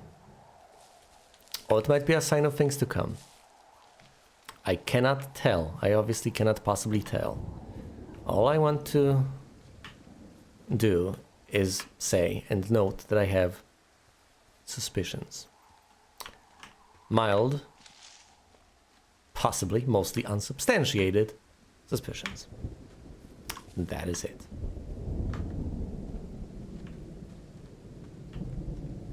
I will scour this land, every single... Whoa. Whoa. Path south. No. We don't want to go south. We don't want to backtrack yet again. Getting lost, not part of the plan.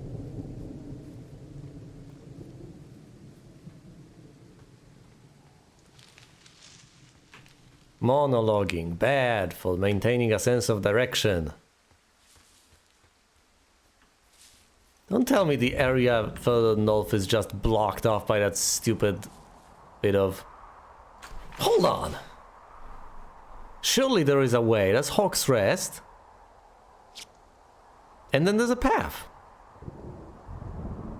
Is it blocked off by the...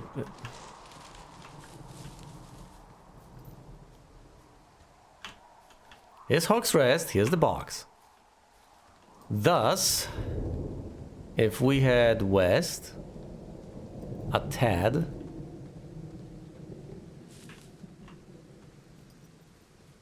we get back over here.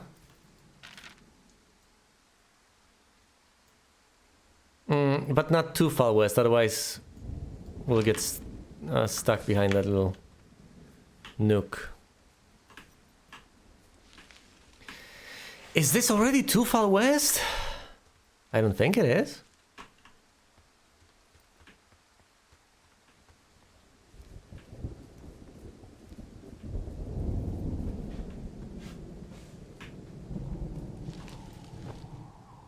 I'm headed north. This is the way. Oh, no, please, no, no, not like this.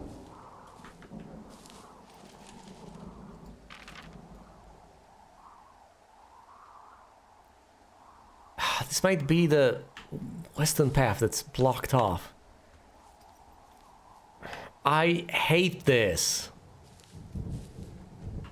I'm actually headed west now rather than north to an extent, so that's silly.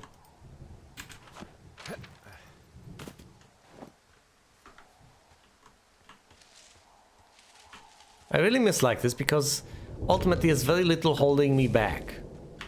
Intuitively. I should be able to hop on over there. But obviously the game wants to constrain me.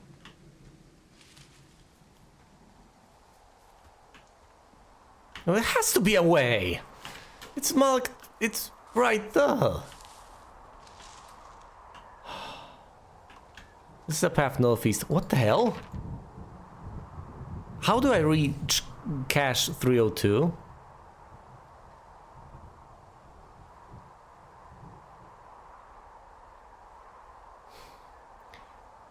There's a fork in the road. There are two paths.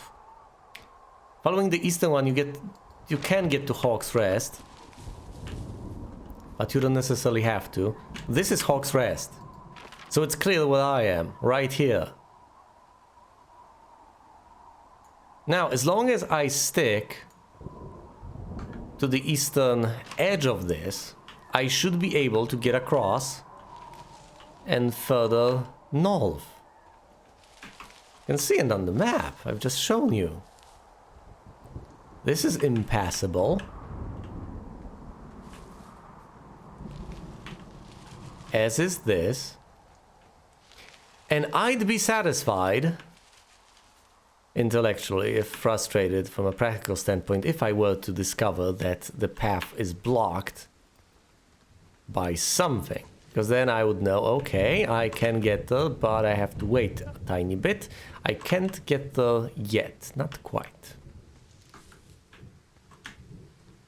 But I'd have the peace of mind knowing that I have discovered the path and not missed anything, and am merely prevented from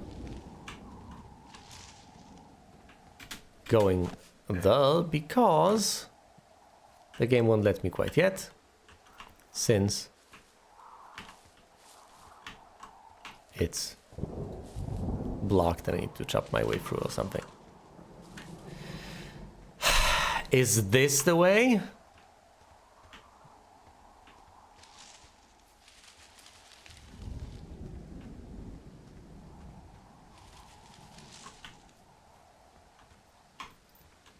It's a pole, all right. So that would be... yeah, the pole over there. Now if I go further west and find the path that is inaccessible, that means that I have properly located the area where I should be able to proceed further north, and yet in spite of that, I cannot. Well, wait, hold on, I'm headed north as we speak.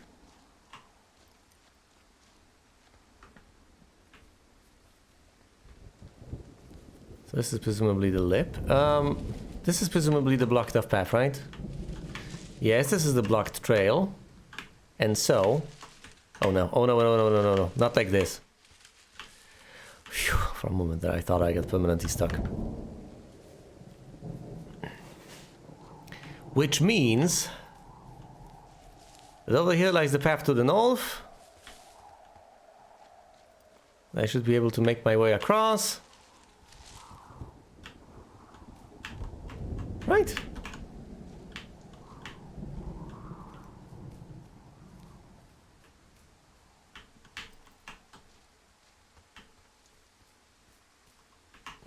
There we go.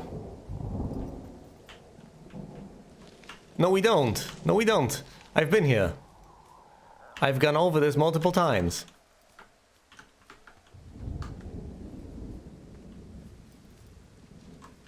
Okay, let's have a look at this again. Let's have a gander. That's a pole. We know that this path is cut off, so we know which pole this is. There's Hawk's Rest, and there's supposed to be a way further north.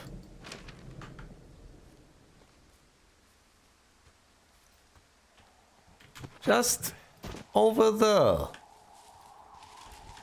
Once again. Just tell me, blocked off trail, something. Don't tease me like this. Come on, game.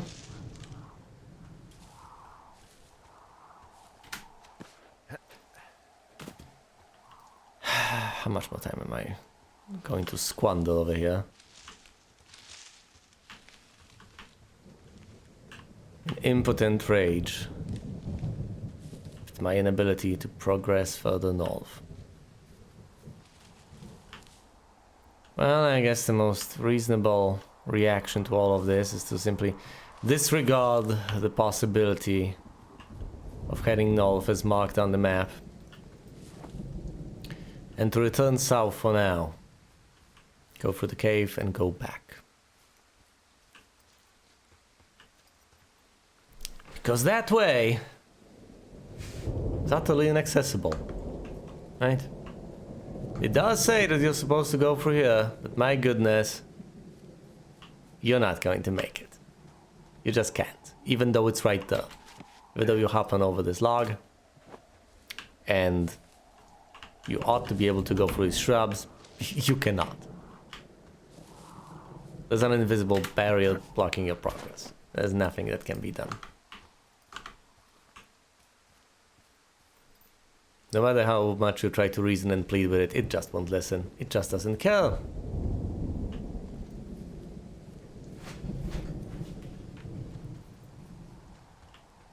And since that path refuses to cooperate with me, I had best head south. No two ways about it.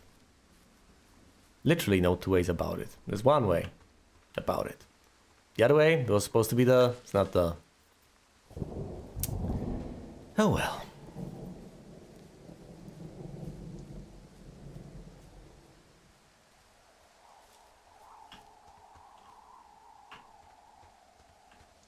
Sounded as if something else made a noise, but that was probably just me.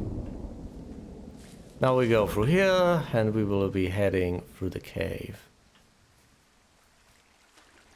And once I get to the other side, I will explore. I'll also explore inside the cave. But that's a separate thing.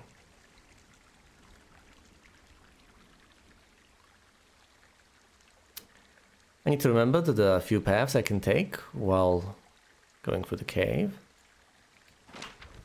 Let us proceed. Let's begin the spelunking.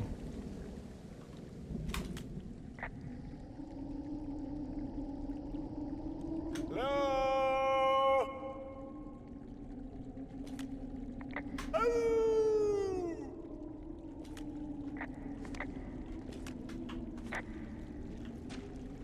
I've already asked whether it is safe to go hiking through here. I have the flashlight, so that to be fine.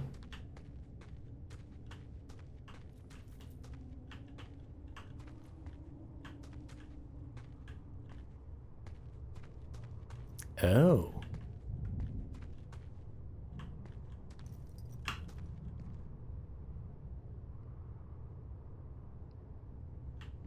So what's the deal with this? This cave is gated off.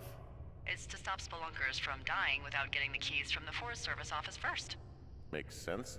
Although Debbie says she lost them like 3 years ago, so maybe its mysteries are locked away for good. Ah, damn. Yeah, but maybe you can find another one to get your caving kicks in. Oh, this one's so close to home and convenient, though. Aw, sorry, Hank.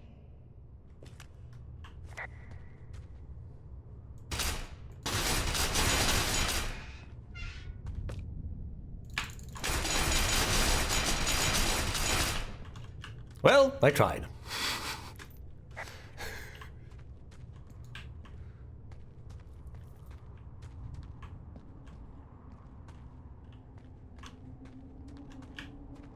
Oh my goodness, yeah, that's the only way. Because you have to go through the cave. And since this path is locked, as you can see, the only way out is through here. Don't fall this time.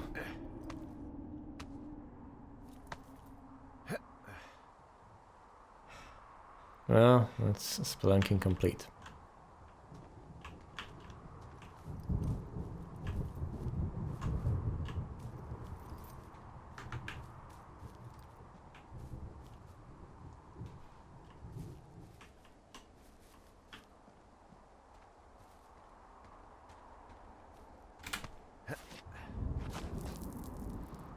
Just noticed the ring. What?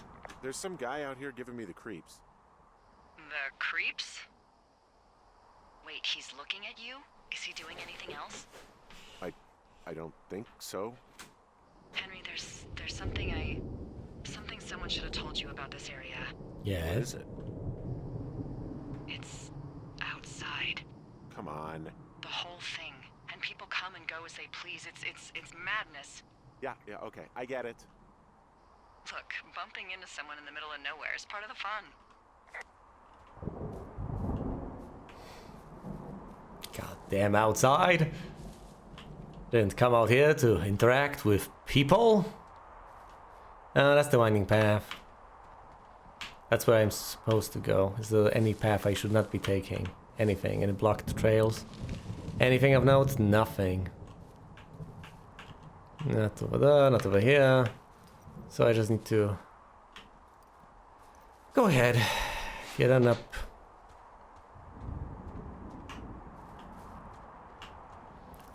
Let's not run over here. I might fall and hurt myself. We wouldn't want that, would we? Or would we? I can interact with this fella, if I so desire. Perhaps I should have responded by flashing my flashlight at him back. Spirit Escalier, yeah, I should have reacted in some fashion. I didn't have the opportunity to actually talk to him though, so there's that.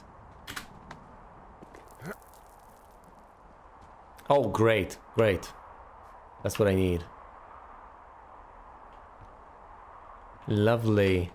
Can I just go down there? Not quite. The only option is to jump.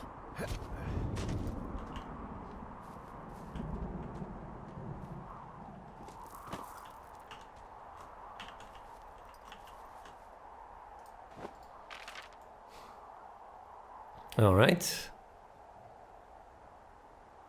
The paths diverge, as they were supposed to, and I will investigate this one first, because it's the more optional one.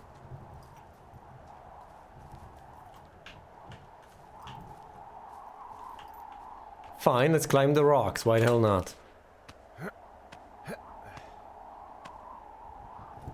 I expected him to be right there, up top, waiting for me.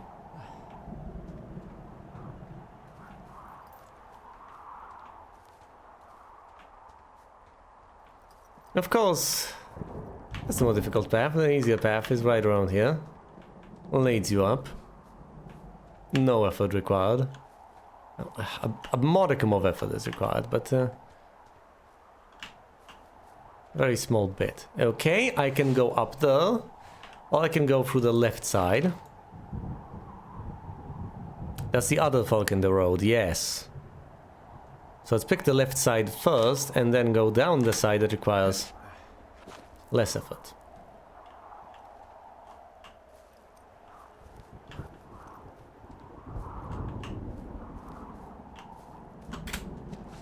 He will eventually fall, won't he? He keeps climbing like that. Or is he capable of a feat of athleticism?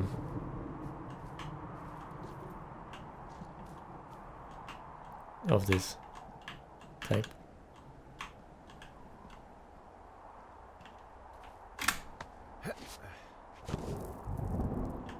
Get over here and climb up. Why am I taking this path? What am I doing with my life?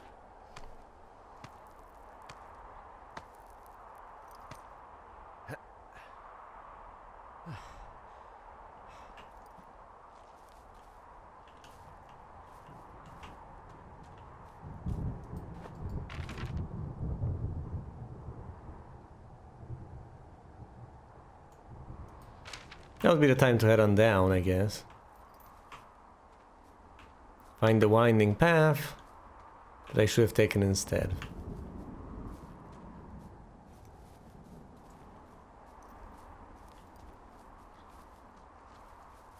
Yeah, this is the path. There's nothing of note here. Nothing whatsoever.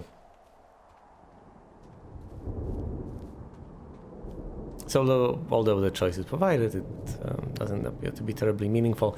However, I don't have to go to the right. I can hop across the log. Is there anything for me to discover around here? Anything whatsoever? It doesn't appear that way. Well, that was an utter waste of time, wasn't it?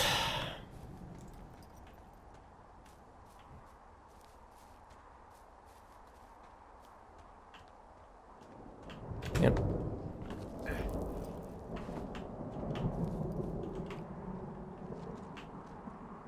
So, what was a stranger at dusk doing in the middle of a forest? Or a park? Whatever the hell this is. It's not that they do not necessarily belong here and shouldn't be here, it's just curious. Will I encounter him at the top of something? Or why not? Trail closed, well... Don't fall, you idiot.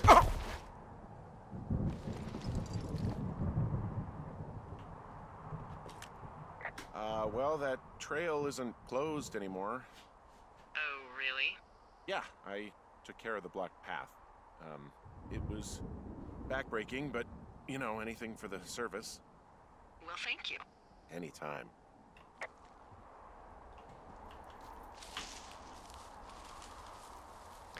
It only nominally isn't blocked, but whatever.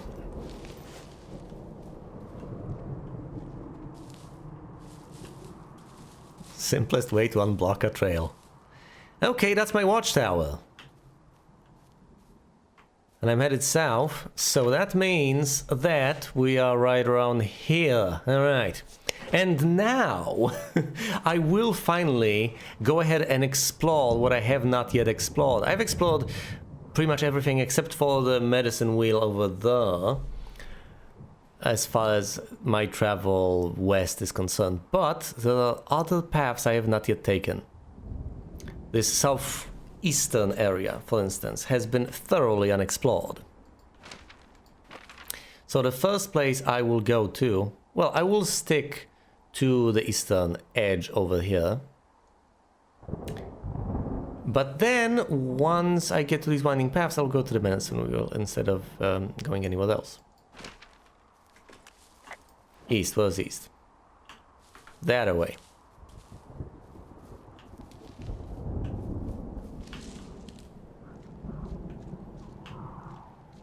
I could report that I can see my tower again and haven't gotten completely and hopelessly lost, but well, I'll manage, I'll do that later.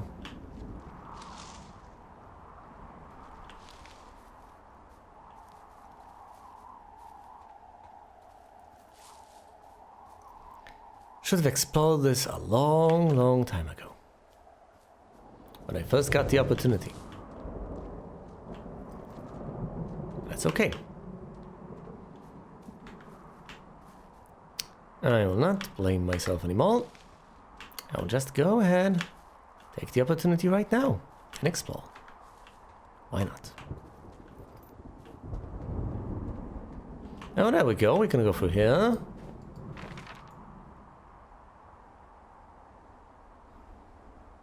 Is that the path towards the Thoroughfare Trail again? Yeah. Is that the path east? Is it? Well, no, it seems like a path south to me. No, it is the path east. It is. That's the river.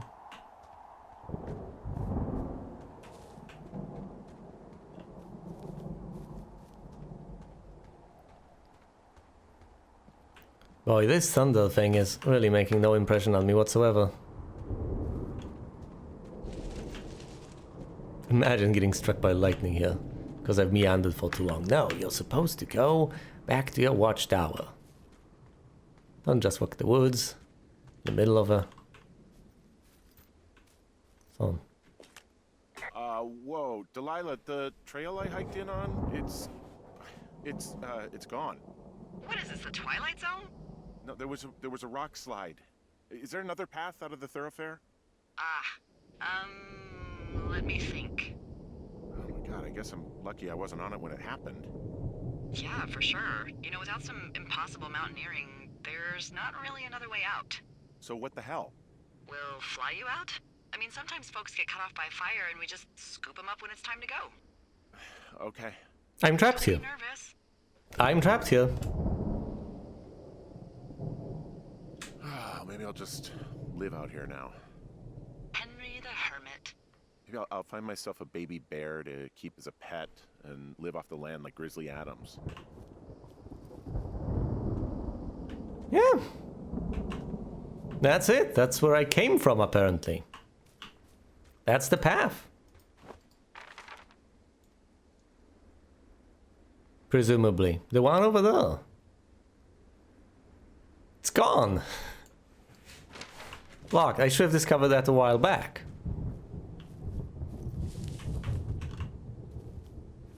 But I couldn't have called it in then, because I didn't have the radio yet.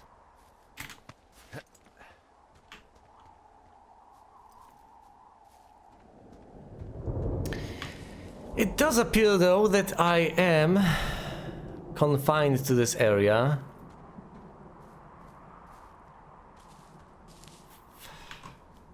At least for now.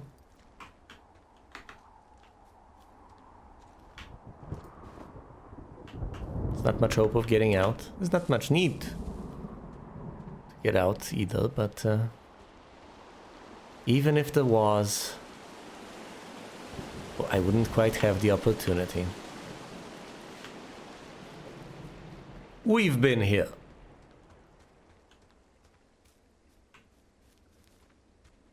Haven't explored here all too thoroughly, but we have, in the simplest possible sense, been here.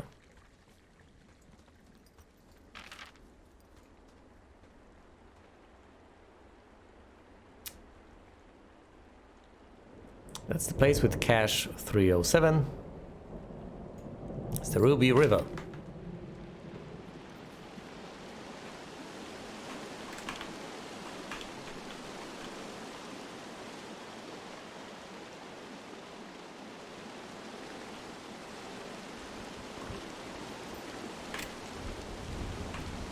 Don't tell me I can't hop on this onto this stone. I have to be able to. Fine, I'll hop onto some other stone then. You're not going to stop me from stone hopping.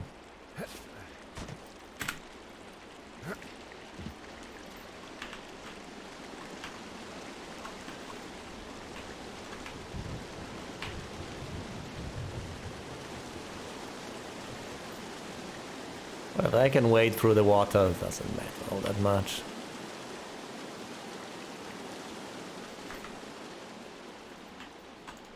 Haven't opened this one up yet.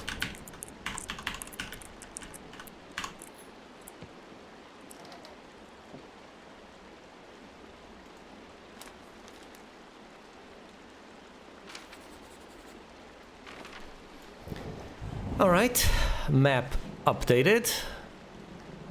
Here's cache 307. I can go west and I can go east. There's quite a bit to explore, and there's the medicine wheel.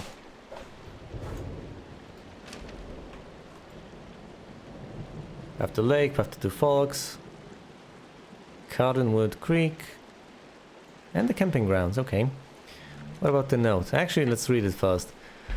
Ron, really wish the powers that be could issue us radios that didn't suck ass. Most of the time, I'd prefer to keep things pen to paper. Every once in a while, it'd be nice to get a hold of you right away. My sister keeps leaving me messages at the main office, but I don't think she gets that I took the job so I wouldn't have to deal with her or mom. I've been sitting at the spot for a while now, thinking about what to say to her, but I'm a quarter way through this bottle of 5 since that. Miss you, Dave. Oh, he misses Ron. Who are these guys, Ron and Dave? They're leaving notes for each other in the boxes. Is there any chance one of them was that guy I saw in the canyon? You know, the guy with the flashlight? No, they're both rangers. They're not out here this season.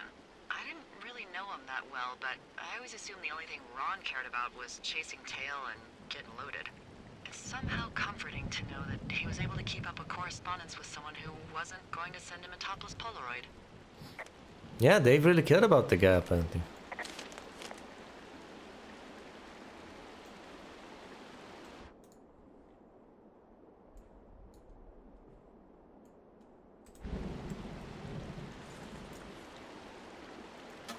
Intriguing.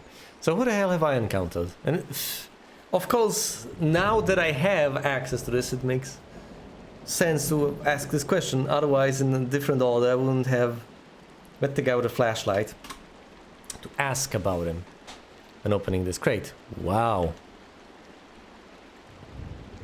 Can I read it? No. Can I take it? No. Fine.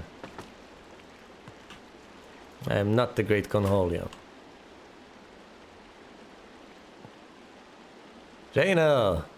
Lovely.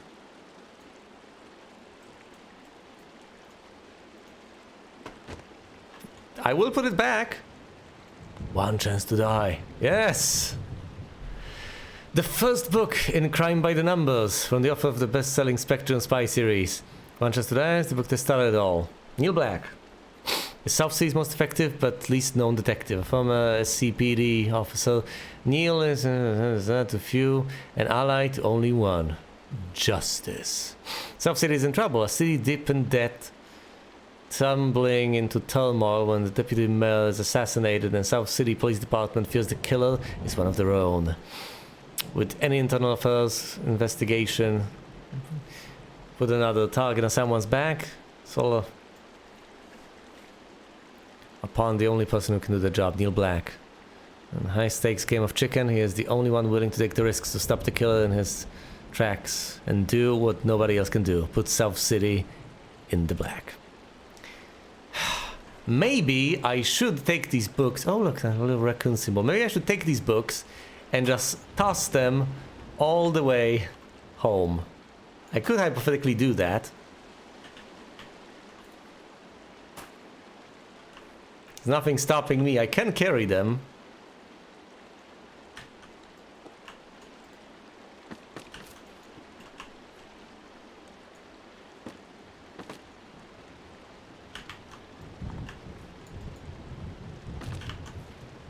And a pine cone? Seriously? Of course there's a pine cone though. All the pine cones. So on my way back... on my way back I definitely can pick this one up and just carry it all the way over there. Let's not forget it. You know, it would have been smarter to just keep it in the supply crate. Cache, whatever.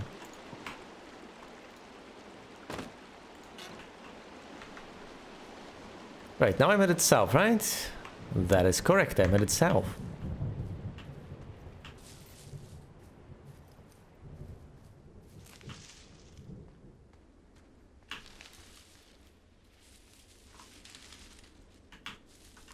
That's just me bumping into things. Nothing to be concerned about, that's just me.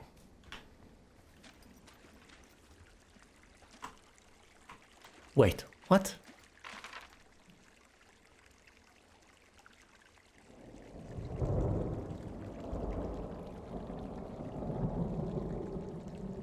Well, it was supposed to be a path south from cache 307. Is this not the path?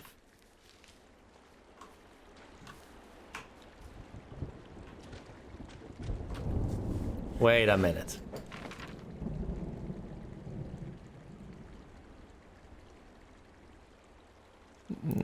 Well, the marks over there potentially to...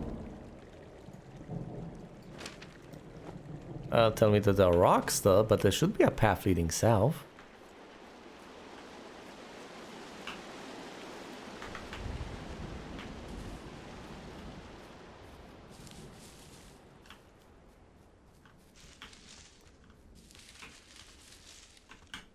What am I missing here? Seriously. Yeah, water. I'm missing here. This should be the path, right? This should be the path leading south. I should be able to access, you know, in order to head south. Yet another area that is inaccessible. Unmarked as inaccessible.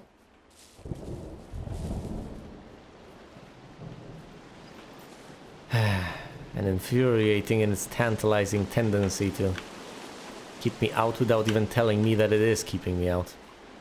Fine. Now I could go to all these silly little caches, pick up all these books.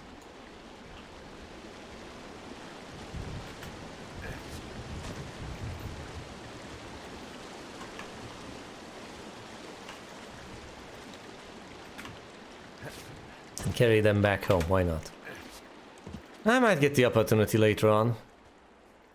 That's not the path, is it? I've been through here and it doesn't quite lead further.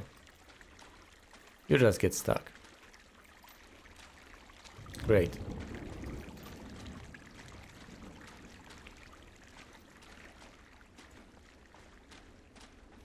Yeah, no way to go. It's impossible. Because it's impassable. Lovely.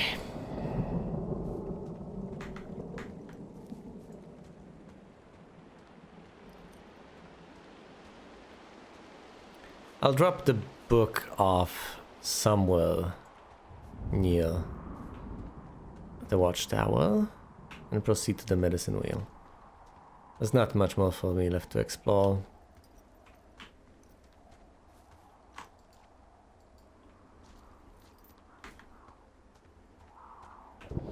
Could have chosen the path on the left or the path on the right. It doesn't really matter all that much. I think. Anything here in the middle? Anything of note? No, it doesn't appear to be the case.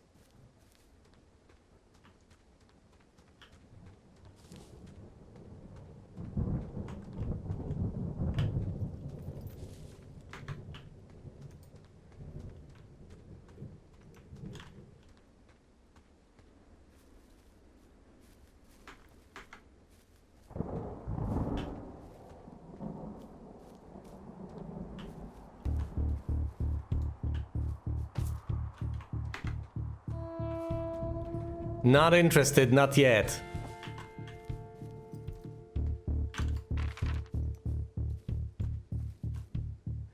I understand I've been raided, etc. Bad things have happened, but...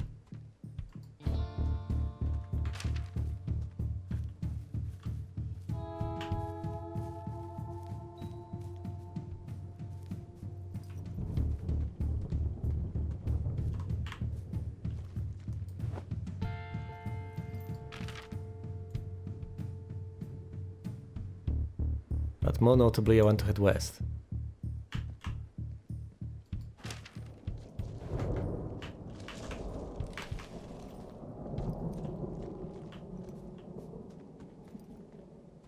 And have a discussion about the circle.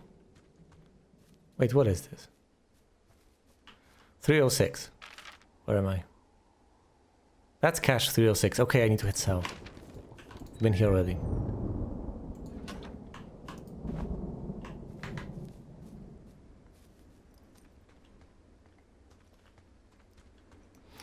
There ought to be a path south from 306 leading to the circle.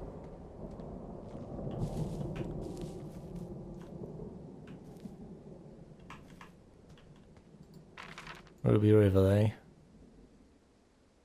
Yep.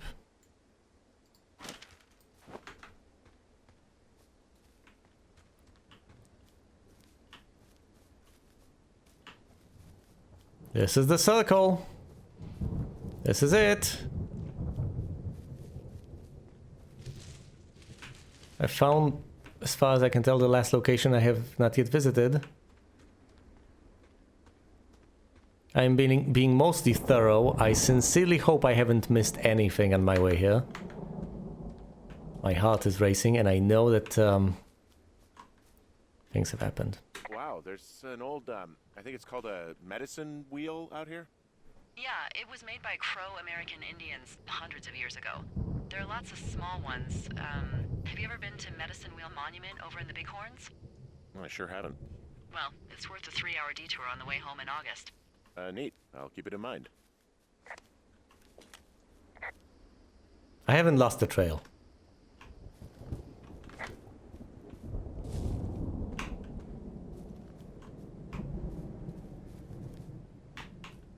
What did I get the opportunity to call in here?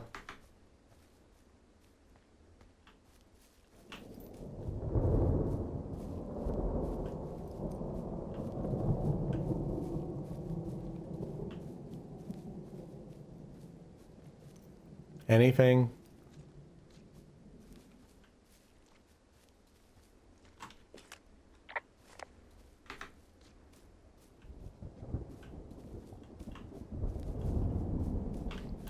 Except, whoa, hold on, there was something.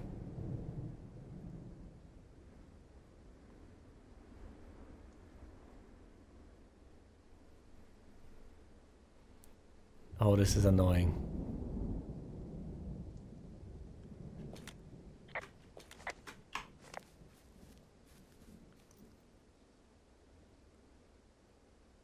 What? Hey, you keep your lights on at night? I'm doing a crossword puzzle. I do a lot of crossword puzzles. I figured. Whoa, I'm heading further south? Hold on, how is that possible? It is not. What? According to the map, it's not. I can't go further south than the medicine wheel. So where am I exactly? In this little nook behind the medicine wheel? Is there a secret trail through here?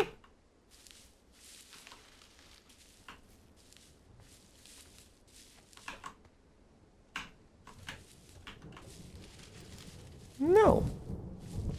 I was correct in my initial assessment. You cannot go further south, that's it.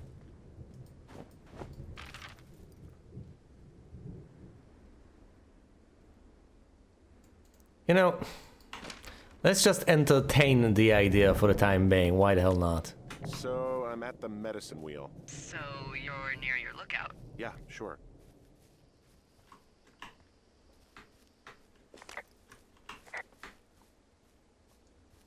I haven't lost the trail. I know perfectly well where I am, where everything is. I have no clue why I had the opportunity to say that, of all things. But, I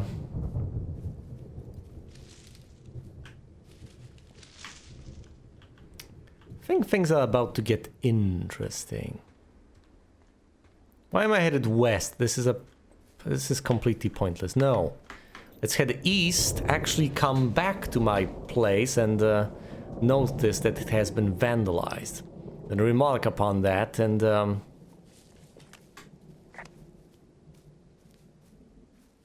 find out what can be done about it, if anything. Or am I to end like that raccoon guy? Oh. Was it the avalanche that blocked my path? By complete accident and happenstance, all. Was it sabotage? What? How well do you see that? You can't see it through the trees, you fool. Just pretend that you can.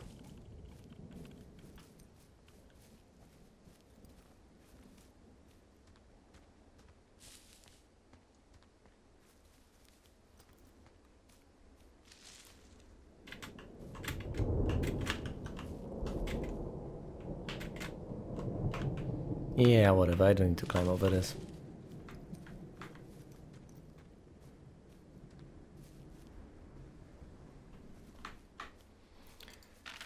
Alright. Let's head on back. Over here. And resume being mortified at what had transpired.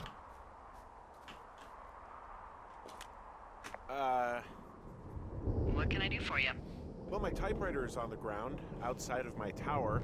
You right? Yeah, look, the wind? No. How the hell... You should get inside. Fuck me.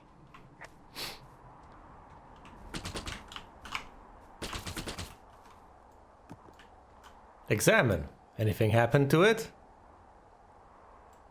Can I read it? Can I put it in my inventory? No. More to the point, where did the book... Thank you. Oh boy. Yeah, this is promising. Carrying my one chance to die up the steps. No, stop! Oh, this is destroying the ambiance.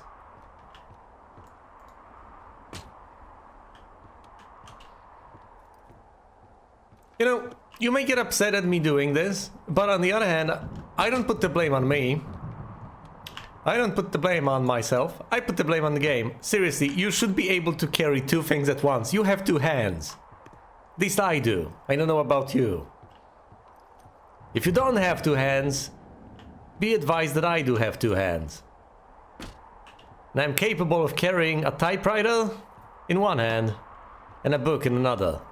Or I could just take the typewriter and carry the book under my arm. Where did the book go again?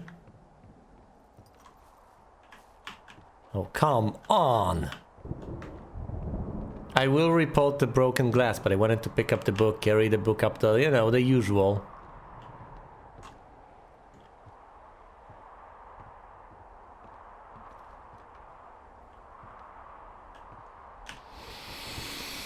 Is it too much to ask for?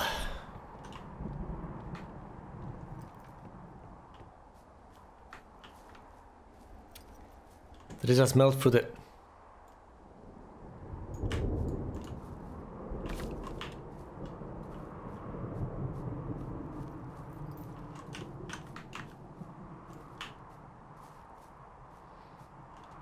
You know, I figured it just... Oh, there it is. See, it... just fell through the steps. Is my outhouse fine?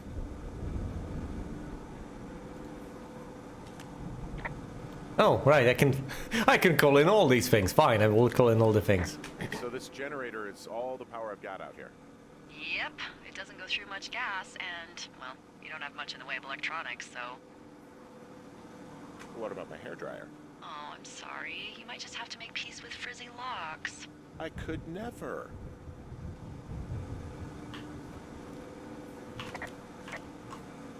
Let's talk about the outhouse.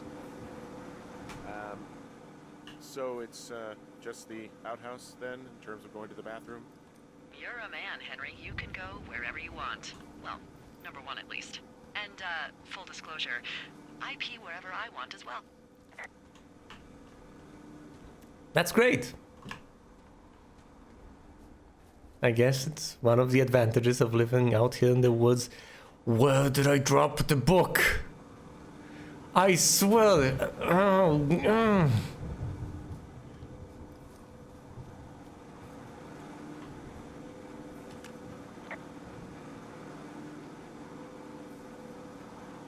I feel like I'm going to be murdered when I'm in the outhouse. Feeling a little exposed, are we? Hey, no man in the history of the world has felt tough with his pants around his ankles. Well, be strong. You can always call if you're having trouble. Sure, I'll do that. Oh, he's firmly wedged. Oh my goodness, he's so wedged. Okay, I will find the book, carry it up the steps. I presumably should carry a cinder block to, I don't know, defend myself against whatever assailant might have done such a dreadful thing to my typewriter. Oh no, Vestin, what have you done? Oh, there we go, that's the book. Thank goodness. Now let's carry it up the steps and put it on a surface I can have faith in.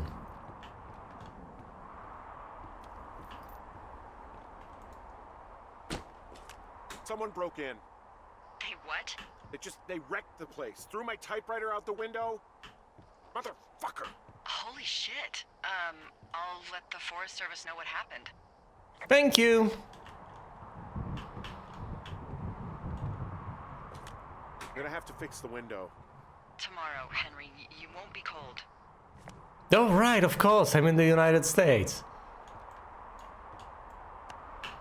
Well, pretty much the go. Let's go. I put in a call.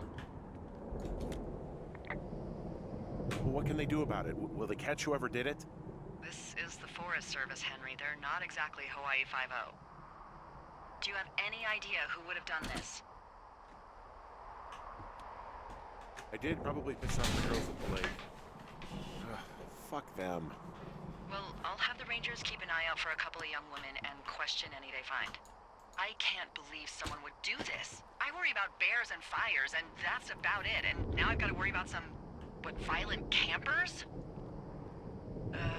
Okay, in the morning I'm gonna call my friend Patty, who works the desk down in Cody. They keep a list of everyone who's officially been in and out of the trailhead since, I don't know, forever, and see if we can get a list of names. We won't get much, but at least if anything else happens, we can refer to it and see if anything comes up. Thanks. I need you to feel safe out here. Just point me to the Forest Service weapons cache and I'll feel safer than the Pope in his little car. Yeah, someone made the choice years ago that leaving people with infinite amounts of alone time and a gun was kind of a bad idea. That's a good idea. Grenades? I'll see what I can do. Thank you.